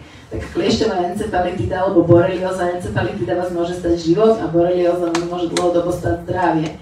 Je to veľmi teda akože ťažká tragická choroba dlhodobá, s ktorou sa ťažko niečo robí, hej. Ale to nejak ako nikto nevolá po vyzabíjaní kliešťa, my vždy tak hovoríme, že no lebo kliešťa kožušinka sa tak akože na stene veľmi nevyníma na rozdiel od tej medvedej, takže tým pádom kliešte nie sú témou, alebo možno na vás padne strom, hej. Tak vyrobíme všetky stromy v lese, lebo na nás môže konár padnúť, alebo tak, hej, čiže je to také, no, ale aby som sa vrátila k tej otázke, že je úplne ťažko povedať, že čo je nejaké akože 100% účinné. My napríklad chodíme so sprejmi, ale ja osobne si myslím, že mňa ten sprej expiruje skôr, než ho použijem. Toto je fotka, ktorú sme tu už dneska mali. Raz sme si tak povedali tiež, lebo ľudia sa nás pýtajú, koľko ste mali stretov. Keby sme robili všetko zle, alebo ja neviem, čo by sme museli robiť, tak práve tých stretov máme veľa, lebo by sme chodili tak, ako sa do lesa chodiť nemá. My chodíme tak, ako sa má, čiže dávame o sebe vedieť, rozprávame sa a chceme si nafotiť inú. Teda chceme si pofotiť a poobjavať prírodu takú, aká je, lebo ako som povedal na začiatku, my chodíme aj za geológiou, chodíme robiť nejaké botanické výskumy, čiže nie sú to len medvede. A keby sme sa mali za každým báť vstúpiť do lesa, no tak to by teda vyzeralo, hej. Čiže my ideme normálne ako bežní ľudia, bežní nejakí turisti a medveďa nestretneme. Potom sme si ale povedali, no okej, tak dáme ľuďom niečo, hej, podhodníme im nejaký žvanec, tak sme boli úplne potichu, robili sme presne to robiť, čo sa nemá robiť. Alebo čo sa má robiť, keď chcete, aby vás medveď stretol a vyjehal. Išli sme potichu z kroku na krok a aj sme našli teda medvedicu. Bohužiaľ, vidíte iba telo a medvedia malé. To prasiatko nie je prasiatko, ale medveď. Takže našli sme toto. A ona keď nás zacítila, toto bolo zhruba na 25-30 metrov. To už je tá kritická vzdialenosť, kedy mohol byť problém. Pásli sa na čučorietkách, ale tá medvedica k nám ani nezdvihla zrak. Vôbec sa nás nepozerala. To malé medvedia sa obzeralo, medvedica iba zdvihla hlavu, takto celá sa otočila a ju ani nepočujete, že je tam. Čiže keby ste si ju nevšimli, že je medzi stromami, tak ani neviete, že tam bola. Potichučky odišla, nenadarmo sa vraví, že ona má tie mäkké labky, že chodí úplne potichučky, je to pravda. Ani sme nevedeli, ani neviem, kde išla, lebo sme potom ešte to hľadali, už tam nebola.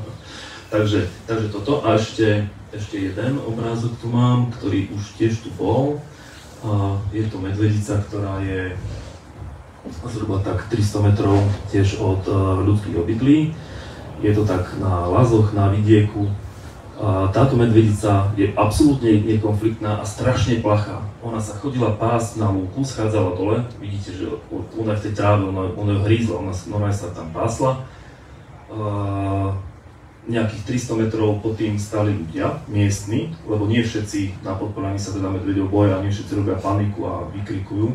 A niektorí sa potichu, ani sa nepriznávajú, chodia pozerať na tie šelmy.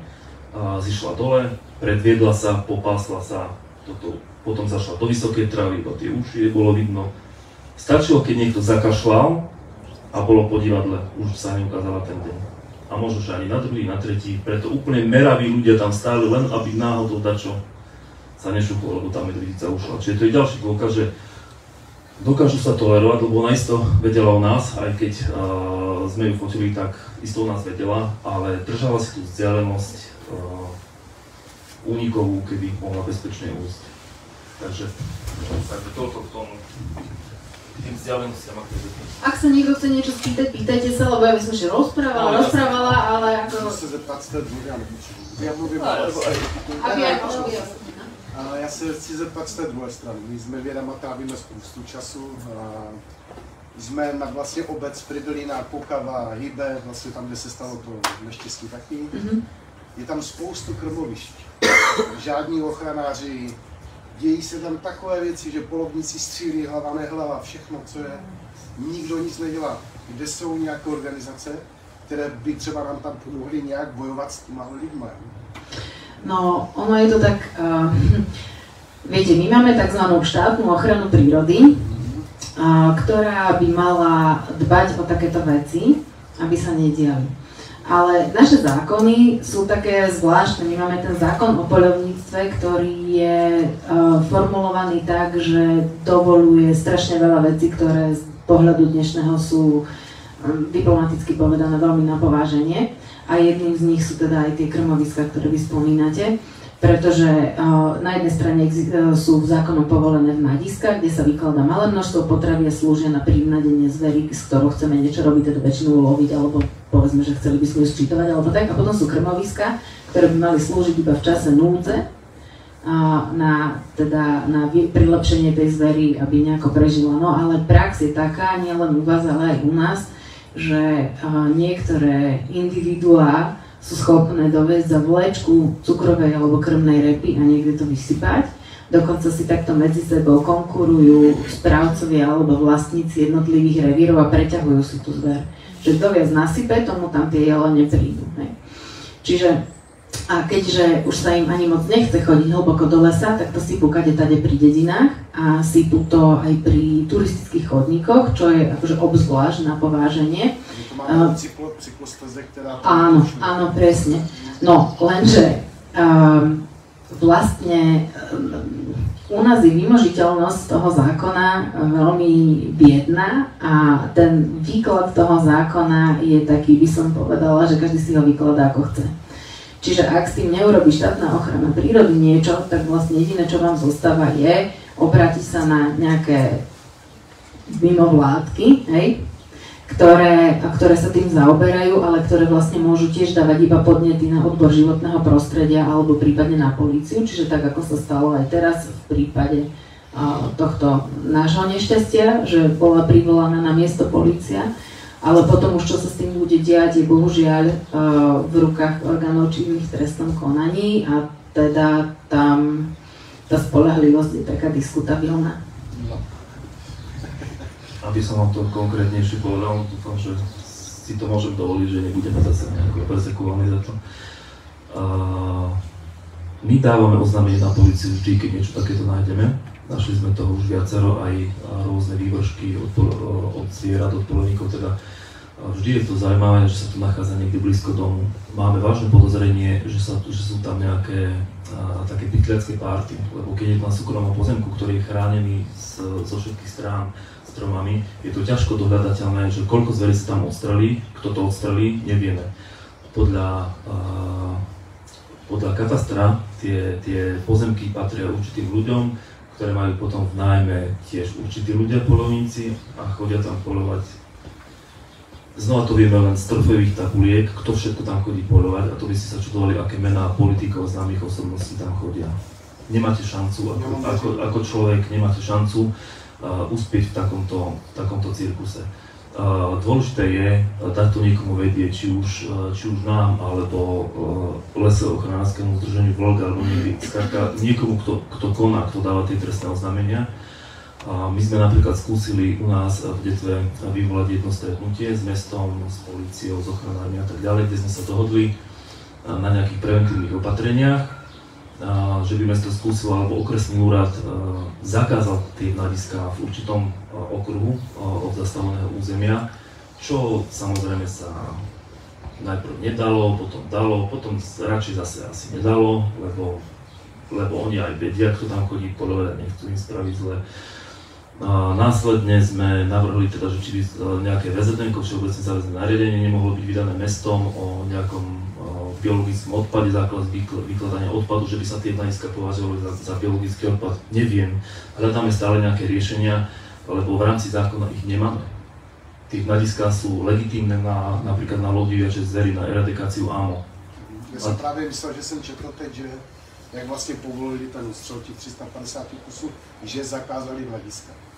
Keď je mimoriadna situácia, tak áno, tak je zakázané aj vnadiť vlastne toho medveďa, ale je to tiež tak napísané, že je zakázané vnadiť medveďa, to znamená, že diviaky môžete. Ale keďže medveď má žerie rovnakú potravu, tak si... No vlastne ten problém s tými vnadiskami je presne v tomto, že diviakovi a medveďovi sa tie jedálničky veľmi prekrývajú.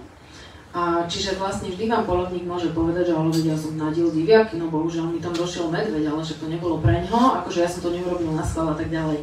O tom by sme mohli diskutovať, pretože oni teda radi o sebe hovoria, že oni sú tí jediní, ktorí hore naozaj rozumejú aj zvieratám, ale zázračne zrazu nerozumejú tomu, že keď vyložia potravu, ktorá je zaujímavá pre medveďa, tak medveď príde. No, ale čo vlastne môžeme v tejto situácii urobiť? No my si myslíme, že jediné, čo nám zostáva, pretože na zákony ani na inštitúcie sa v tomto nemôžeme spoľahnúť, Slovensko je malé. Pravdepodobne aj skoro každý z vás pozná nejakého poľovníka, buď má v rodine, alebo známeho, alebo niečo, možno, že aj niekto z vás je poľovník. Takže vlastne momentálne v tej situácii jediné, čo môžeme urobiť, je nejaký apel na zdravý rozum a na etickosť, pretože zákon teda to vnadenie umožňuje. Momentálne je to tak, že na každých začatých 300 hektárov môže byť jedno vnadisko. Ide sa meniť, teda je v pláne taká novela, že by umožňovala až 3 vnadiska na tých 300 hektárov. Ale si zoberte, že koľko je 300 hektárov, aká je to plocha, tak ausgerechnet 300 metrov pri dome to fakt nemusí byť. Môže to byť na tom druhom konci tej parcely. Hej?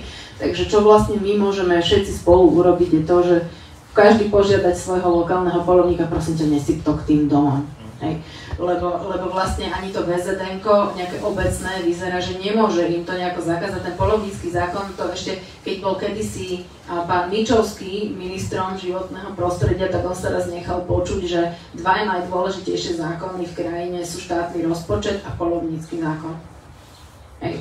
Čiže ten je veľmi ťažké meniť a nikto vám s tým nepomôže, pretože tam nie je záujem na tých vyšších miestach.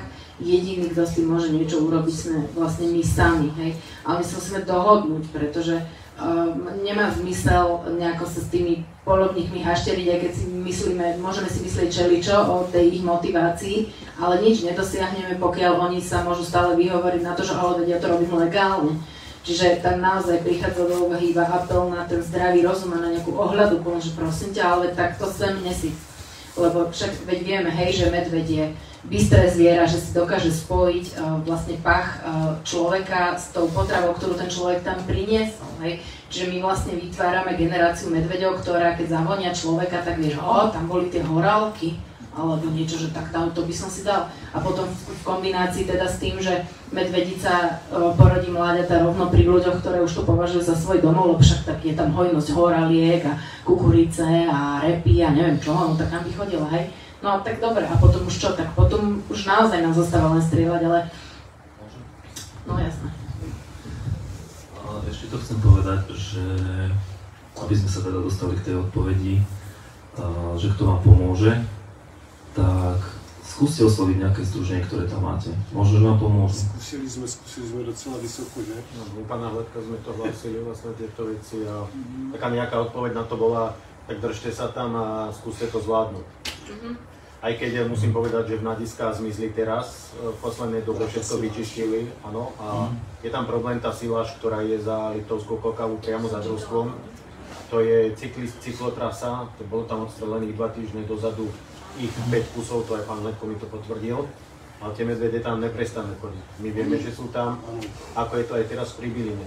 Od Pribylinského družstva pred 7 rokmi, 6-7 rokmi bolo prenajímané miesto od polovníkov, kde ste spísali na urbariáte, že idete na vlastnú zodpovednosť a je tam pozorovateľná medvedov. Nebol som tam teraz, boli sme v iných miestach a myslím si, že ten medveď si zapamätá tú cestu, kade chodil pred tými rokmi. Určite si zapamätá a to je práve ten problém, lebo my ochranári chceme teda chrániť v prvom rade toho človeka, lebo človek by nemal byť ohrozovaný nejakou divou zverou, to je jasné. Ale nechceme to robiť za takých podmienok, že pritom zdevastujeme komplet celú prírodu, len preto, lebo sa my nechceme zmeniť. Ale to, čo popisujete, tieto medvede, tie už sú pravdepodobne stratené. S tými sa nebude dať spraviť. Väčší polovina medvedu, co tam je, zvyklá na ľudí. Čiže ak ste tu nejakí ochranári a budete silomocou niekomu tvrdiť, že tí medvede treba zachrániť, tak častokrát si treba uvedomiť, že niektoré medvede sme pokazili my ľudia a my sme ich zabili už vopred. Lebo sú stratené tie medvede. Ja si ešte myslím, keď teda môžem do toho skočiť, ja si myslím, že to je aj génovo. Ja si osobne myslím, ja nechcem povedať, že som mal veľa stretov, za 10 rokov som nejaký ten stret mal. Na mňa prišiel medveď na 5 metrov, pozrel na mňa, zafúčal, zadupal. Ja som sa musel zobrať a odísť preč, alebo idem do lesa, zakričím s prepáčeným hulákam. Ten medveď mi stojí 15 metrov odo mňa. Ja som ho nevidel, on sa postaví, pozrie sa na mňa a ide si kľudne preč. Tam je to tak naučené. Je tam veľa tých nadisk. Je to aj chyba, nechcem len povedať, že polovníkov, sú aj ľudia, ktorí radi pozorujú. A tie medvede si myslím takisto, že sú ztratené. Tam třeba za tou Pribylinou na té Březince je vlastně z stromů, je tam natřený dechtem třeba 80 stromů. A je to dělané od pár fotografů, který sú... To je presne to, čo som povedal. Je to ako cez kopírák, či už u nás na Podpolaní, tak na celom Slovensku. Aj to správanie medveďov a podobne. Ďalšia vec, ktorú ešte treba povedať, je, že netreba nadávať na polovníkov ako takých. Lebo možno, že tu niektorí polujete, možno, že poznáte polovníkov, ktorí, je to taký náš starý zvyk tu na Slovensku, taký stavovský. Tí polovníci majú z toho potešenie, majú ten svoj plán chovu a lovu, OK. Ono je problém, keď sa im to vymkne z rúk a keď prepadnú potom tým poplatkovým poľovačkám a trofejím, vtedy to už je veľmi zlé. Čiže oni potom vlastne, ak majú povinnosti, dajme tomu, regulovať tie stavy raticovej zvery, tak vidíme, ako to potom dopadne. akom sú katastrofálnom stave, ako nižšie hospodárske plodiny. Tam to poľovníctvo už sa zmenilo a myslíme si, že by malo prejsť nejakou rekonštrukciou. A potom by vlastne nebolo ani toľko zvery a tým pádom by sa fungovali autoregulačné mechanizmy a nebolo by ani toľko medveďov. Je to jednoduchá matematika. Ja by som sa ešte vrátila k tým rôznym faktorom toho, že prečo medvede sú pri ľuďoch, pretože z nášho pohľadu teda je to tak, že nie je ani tak problém v tom, že koľko tých medveďov je, ale to, že sa približujú k ľuďom a že sa im zmenilo správanie tak, že sa ľudí neboja alebo nevyhýbajú sa im. No a vlastne my často ako ten hlavný dôvod uvádzame tie hľadiská a krmovíska a poľovníci vždy kontrujú osobnými plánmi.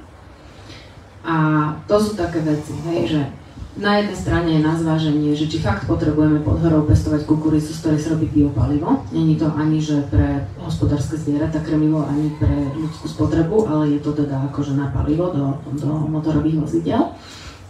Či to fakt musíme mať v podhorí. Ale druhá vec sú samotné tie hľadiská a krmoviská, pretože tá kukurica v podhorí je sezónna záležitosť. Naozaj si tam stretne tých 10-20 medveďov a sedia dobre, že si nepodávajú jeden druhému tie kukuričné šúlky. Ale je to sezónna záležitosť, proste keď je tam strnízko, medveď vie, že OK, tu som už dožral a už tam nepríde. A tie kukuričné medvede nie sú problémom. Oni tam prídu, lebo tam je to žrádlo a keď tam není, tak odtiahnu preč, pretože prirodzené správanie medveďa, prečo on aj teda migruje, ako sme na začiatku hovorili, za potravou, je, že kde je žrádlo, tam je medveď, on sa tam ide nájsť potom. Keď tam nasypú bukvicu, bukvice s bukou, tak tam sa naje, potom niekde čučoriedky dozrejú, tak ide na čučoriedky a tak, keď dozrie kukurica, ide na tú kukuricu. No, ale tie hľadiská a krmoviská, tie sú celoročná záležitosť a dochliniska takisto. To je, čo som spomínala o tom prerušenej kontinuite toho hospodárenia, že naozaj gazdovia dneska teda máte povinnosť zo zákona, že keď máte úhyn, musíte ho nahlásiť a teda zvierom ísť do kafilérky, alebo teda dalo by sa ešte do nejakej kadaverovej jamy, ja neviem, veterinár vám môže povoliť, že si na pozemku vykopete jamu, vyvapnite a tam si pochovate, keď to nemáte celý chov, ale jedno zviera. No, ale tak akože praktickejšie vyhodí to zviera za plot. Ale tí starí gazdovia vedeli, že toto nemôžu urobiť, lebo pritiahnú medveďa. Lenže tí starí gazdovia vymreli a tú informáciu neodovzdali, lebo medzi tým sme tu mali ERDčka. No a tí noví gazdovia už to nevedia. Ja si myslím, ale že sa to predalo. Len si osobne dovolím povedať, že poľovníci sú tak vypočítaví, že zarobia na všetkom. Kedy si zarábali na tom, že predávali pazúre, lepky, a kožušiny a teraz už zarábali na to za mesom. Ja by som rád vedel, ako sa vyšetrila celá situácia s tým mesom v tej reštaurácii, lebo ma trošku áno, pán Lepko ma naviedol, že si mám vypýtať od niekaľ nejaký dokument, ohľadne to, ako sa to vyšetruje. Osobne si dovolím povedať, že pán Fúfa sa o to postará, že dokáže urobiť spätný papier, že na to mali razítko. Fúfovi nevím, ako klamal aj o krave, a prepáč teda, že to tak sa budem vyjadrovať, v hybe mali byť zastrhnuté 2 krávy.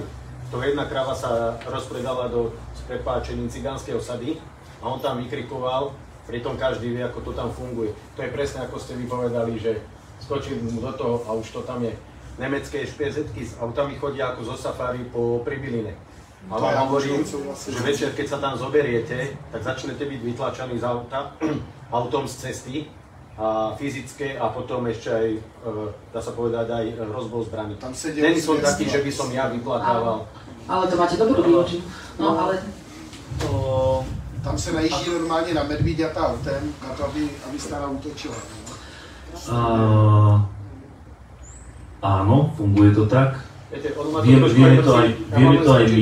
Mrzí ma to, že pán Haluza to nespomenul, že toto sa tam robí. On tam má svoje problémy, poznáme sa, ale treba spomenúť aj ľuďom toto. Nielen v televízori ukazovať, že aký koľko je medveďov a ako to, čo medveď. Dneska sa ľudia stahujú do koridorov, kde tie mali, ako poviem, magistrálu, tie medvedia chodili tam. Dneska si tam niekto postaví dom, tie medvedia tam... To sú tie migračné trasy, o ktorých som hovoril. Na štvrte tých ekoduktov nemáme veľa a myslím si, že tie medvedie s prepáčením moc prostievajú. Ja by som sa zastala ešte toho Rada Haluzu, pretože my sme teda tiež súčasťou toho dokumentu tak okrajovo a nahrali s nami niekoľko hodín rozhovorov a nakoniec to máme asi 4 šteky.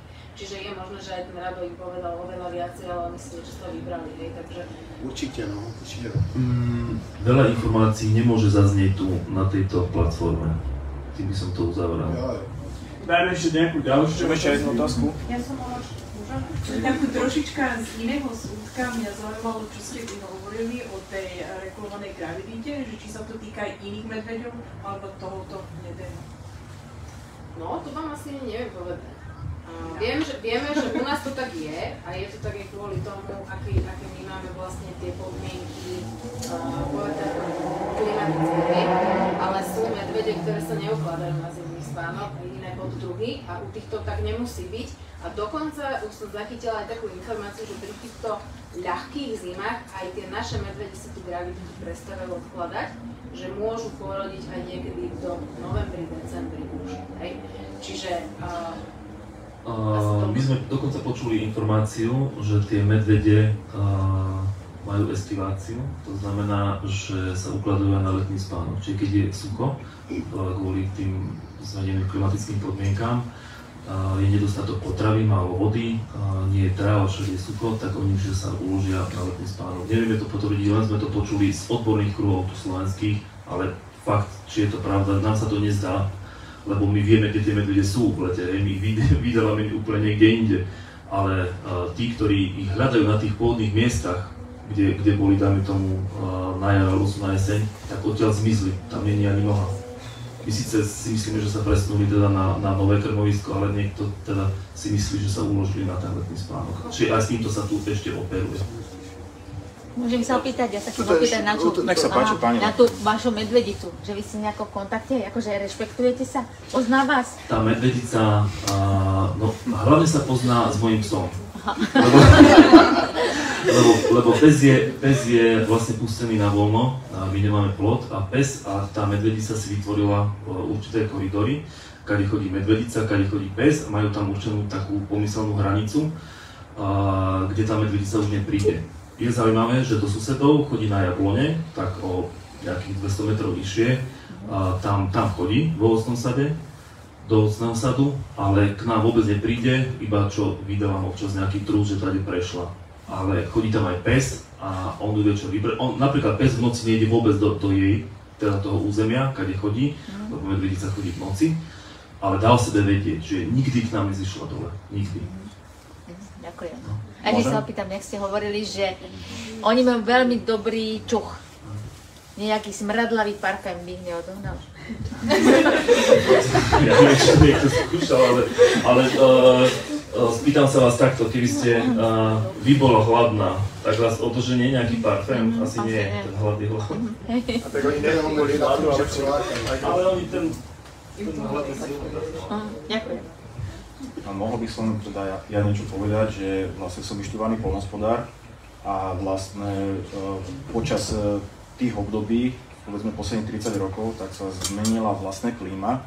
Preto sa napríklad aj posunulo to pestovanie tých teplomilných kultúr viac na severné Slovensko, že boli kedy oblasti, už tam okolo Detví bola zemiakárska povedzme oblasť, nepestovala sa kukurica, nepestovala sa repka, tieto plodiny, ktoré boli náchylné na zimu.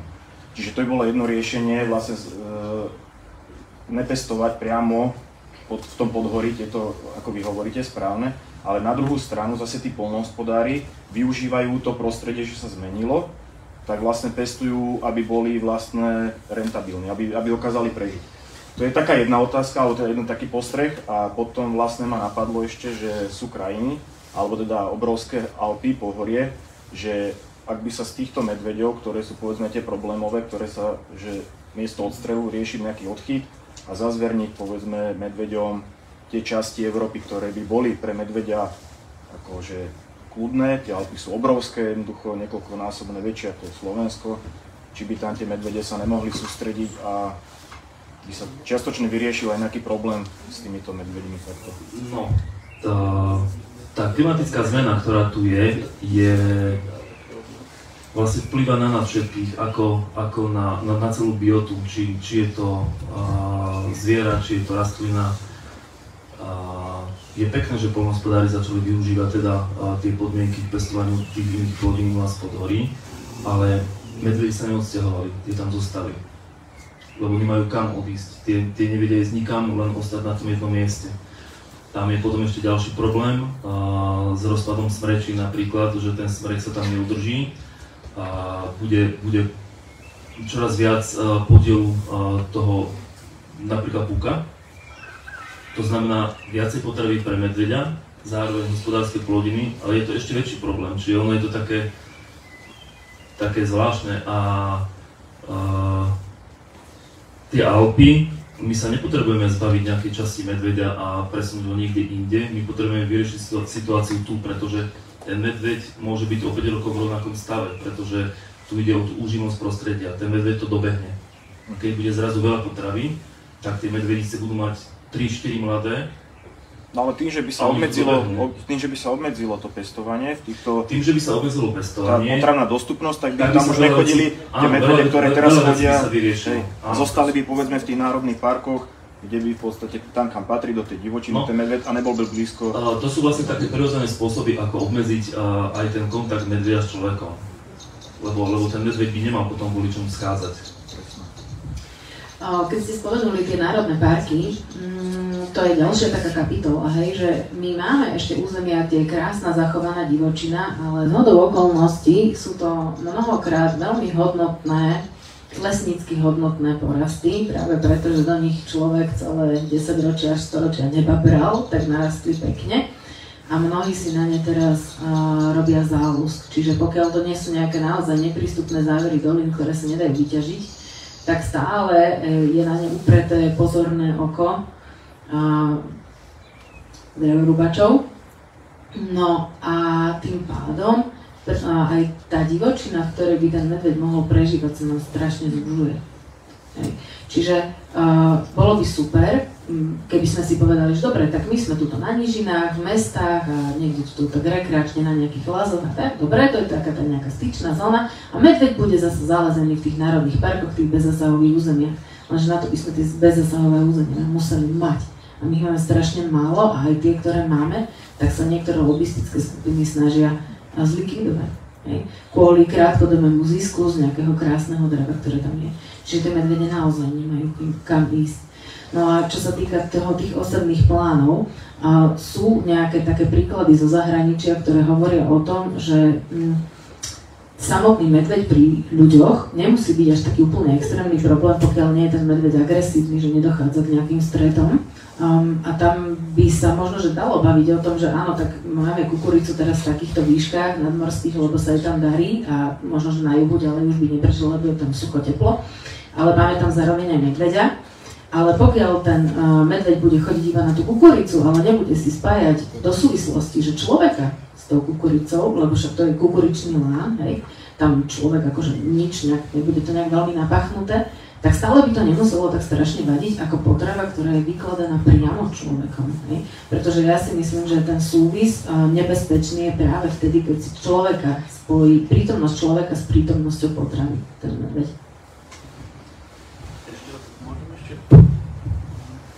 Vy ste spomínali, ale si to nedokončili ohľadne toho, že ako to na tom Balkáne funguje. K tomu som sa chcel ešte vrátiť, lebo ešte tu máme napríklad aj otázku, že čo keby sme vybili všetky medvede. Takže ten Balkán. Prešiel som, ja neviem, od Srbska, Čierna hora, Bosna, Hercegovina, dole až Albánsko, v Rumunsku som bol v tých horách, kde funguje vlastne to pasenie oviec. Tam majú svoje problémy.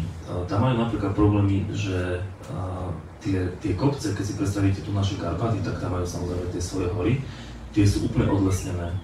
Tam nevidíte žiadny les hore, pretože to sú všetko pasienky. Ako náhle tam narastie nejaký stromček malý, tak to sa zožerie. Čiže tam majú tento problém, že tam nie je les a je tam obrovská degradácia pôdy, lebo nemá teda tú pôdu čo držať pokope a na tých svahoch tie ovce to vlastne zdupávajú a potom príde nejaká väčšia zrážka, tá pôda im zlezie dole. Čo ale je pozoruhodné, je to pestovanie plodín aj na takých miestach, ktoré my už uznávame ako teda poľnohospodársky nevýznamné, je to okolo 1400 metrov a vyššie. Oni tam majú vlastne také obce, kde majú kúsok vlastne pod svahom taký priestor, takú rovinu a všetko je tam osadené zemiakmi, rôznymi plodinami, ktoré potrebujú, majú také odrody, ktoré to teda prežijú v tých miestach a nie je tam žiadna kukurica, a nie sú tam ani medvede. Majú tam ovce, majú tam toto, respektíve medvede tam majú, ale nie pri týchto oblastiach. Keď som išiel po takej planine, veľká, ja neviem, to bolo 20 km, čisto idete takou planinou, všade okolo vás hory, tak som stretával vlastne také čriedy oviec alebo koní bez pastierov, vôbec tam to nikto nepásol. Ale mali tam psy. Mali tam ovčiarske psy, alebo teda pastierské psy, ktoré tie stáda chránili. A bolo inak zaujímavé pozorovať aj, ako sa tí psy správali k tomu stádu. Bol tam pes, ktorý išiel, dáme tomu, s tými ovcami, vpredu jeden, vzadu jeden bez pastiera. Ďalší čakal pri pramení pes, ktorý tam ležal celý deň, aby k tomu prameniu nič neprišlo. A tie ovce prišli tam sa napili, tam pobudli a išli potom ďalej. Pastier možno, potom sme videli nejaké salaše, ktoré boli, tam sa večer tie ovce vrátili. Ale toto treba naučiť, aj tie psy, aj tie ovce. U nás je to všetko zabité tým, že sme si zničili to poľnohospodárstvo po 89. To prešlo takou nešťastnou privatizáciou. My sme tu stratili tie návyky, ktoré kedysi k nám práve z týchto krajín prišli, to pastierstvo, ktoré sem prišlo s tou valašskou kolonizáciou. My to tu už nevieme. My všetko chceme robiť cez nejaké dotácie, žiadame štát o podporu. Máme tu pár farmárov, ktorí farmárčia ešte takým prírode blízkym spôsobom, ktorým to funguje, je to zaujímavé. Pozerali sme včelárov priamo v Kyslinkách. Kyslinky to je taká horská obec, keď si pozrite Polanu z hora, nemáme tu mapu, tak v strede Polany, rovno v tej kaldere, tá obec horská sa volá Kyslinky, a tam včelári, majú tam dve maringotky, majú tam úle, medvede obchádzajú okolo, majú tam elektrický oplotok, varili si tam guláš v tej kzvetami, opekali si špekačky a medvedia sme videli ja neviem, 300 metrov na druhej strane kopca, ako si títo chlapí špekačky, čiže dá sa to s tými aj divými šelmami, len treba vedieť ako. No, ale k tomu Balkánu ešte, a k tým plodinám, veľa sa u nás prezentuje aj v médiách, že aká je tam katastrofa hlavne v Rumunsku, čo teda môže byť, lebo videli sme aj z videí, aké je to tam nešťastné, tie medvede sú naozaj krmené tam v Rumunsku. Ale v ostatnom Balkáne, v tom novejšom Balkáne, v tej Čiernej hore a v tom Albánsku dole a tak ďalej, tak tam to jednoducho funguje. Tam to funguje, dokonca v Tirane, nad Tiranou je kopec, Dajty sa volá, a tam je národný park, teraz novo vybudovaný, kde majú tabule na ochranu medveďa, máte naučný chodník, pomedzi medvedie cestičky. Tam to ľudia ako si chápu, u nás sa to stratilo, to už nevieme. Ja viem asi úplne poslednú, lebo sme to asi aj prekročili časovo, otázku, alebo nejakú. Ja už som povedal, ako to funguje ani na Slovensku, v niečom väčšom. Išiel som Patrickú hrebeňovku cez Chalisté vrchy a išiel som aj cez medvedie oblasti. A to sú ako proste 100 km napravo, 100 km naľavo, všade sú len lesy, žiadna civilizácia. Ale sú tam aj rekreačné strediská. V tých rekreačných strediskách platí veľmi striktné pravidlá a ľudia ich dodržiavajú. Nič nenechať von. Smeti sú v oceľových kontajneroch, jedlo sa na noc ukladá do oceľových kontajnerov, lebo auto je ako nebezpečné, to proste medveď si otvorí auto ako konzervu. A tam sa dáva ako všetko, ešte aj zubené plasty, ako tam vonia. Takže ten medveď ako vie, že tam nedostane žradlo a krmi sa tou prirodzenou potravou. A v týchto strediskách, napríklad v Yosemite Valley, vedľa parkoviska asi 200 metrov bol medveď. No on sa krmil ako vlastnou potravou, my sme sa na ňo pozerali a fotografovali znovu. Naozaj, a on nás ako ignoroval, hej? Alebo aj Volcano National Park, to isté proste. Medveď sa tam krmil, my sme sa na ňo pozerali a fotografovali znovu. A striktne sa dodržiava žiadne žradlo pre medvede. A to sa striktne dodržiava. Sice to nebola otázka, ale presne ste povedali víziu, ako by to malo vyzerať do budúcna. A ak budeme dodržiavať nejaké preventívne opatrenia a nebudeme húvať, nebudeme to jedlo vynášať do lesa, tak presne my môžeme byť radi, že tie medvede tu máme, pretože bude tu prekvítať turizmus, práve takýto pozorovací, mäkký turizmus sa to hovorí, kedy sa nič nebude zabíjať, nebudú tu polovačky na nejakú trofejú zver, ale ľudia môžu prísť pozorovať nielen medvede, ale aj ostatnú zver, ktorú tu máme, takú zaujímavú. Čiže toto sú presne také príklady dobrej praxe, čo ste povedali. Už len na záver ešte príklad dobrej praxe. Môj osobný som sa stretla na Poľane, je jedno družstvo, ktoré tam pasie ovce, majú pri ňom 15 psov. 15 veľkých psov, takých ako kangály a aziaty a proste tieto veľké oblúdy. Ja som bola s mojím vlčiakom. Tie psi rešpektovali, že je to pes. Išli sme s tým stádom, chvíľu 700 oviec a tých 15 psov. Funguje im to. Občas sa stane, že im nejakú požuje vlk a raz im vbehla medvedica, ktorú niečo vyplašila, tak im vbehla do stáda a porúvala sa potom s jedným psom. Ale to sa tam berie tak ako, že to sú povolené straty, pretože pri tých 700 ovciach aj tak väčšie problémy sú, keď majú hnilobu v kopytkách alebo niečo iné sa im stane.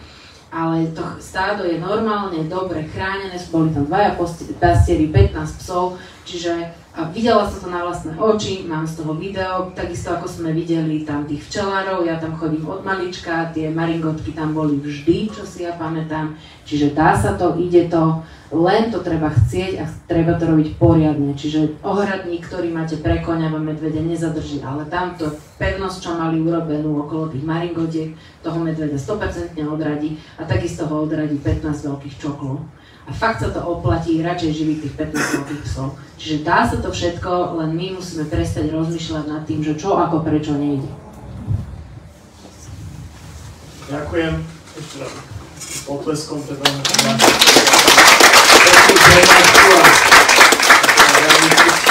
medveďoch na Slovensku a podpolaní, že ste nám to takto priamo z praxe, priamo z terénu. My sme na Podpolane ináč mali exkurziu ako Slovenská ornitologická spoločnosť práve v ten deň, pred 2 týždňami a boli sme hore na Polane priamo v rezervácii a nenašli sme jedinú stopu medveďa, jediný trús, jediný otlačok, až pán Krištín, ktorý chodí 30 rokov na Polanu, bol z toho prekvapený a potom večer boli v správach táto tragická udalosť, takže za mňa aj tie medvede sú veľmi atrahované do tých podhorí a častokrát v tom prírodzenom pásme aj ledva nájdeme. No a teda ešte vám chcem pripomenúť, že stánok, máme tam taký menší stánok s našimi materiálmi, keby ste chceli dostávať naše informácie Trnavskej ornitologickej spoločnosti, tak tam nadiktujte Miške svoju mailovú adresu, aby vám potom chodil newsletter na naše akcie. Najbližšia akcia bude takáto prednáška tu bude 3. májový pondelok, bude to o obnove riečných ramien, hlavne v povodí Dunaja. Prednášať bude Adrián Francová z Bratislavského Obrovsky, teda už pohodnú stredí Bratislavského Obrovsky. Takže ďakujem vám ešte raz za pozornosť. Ďakujem.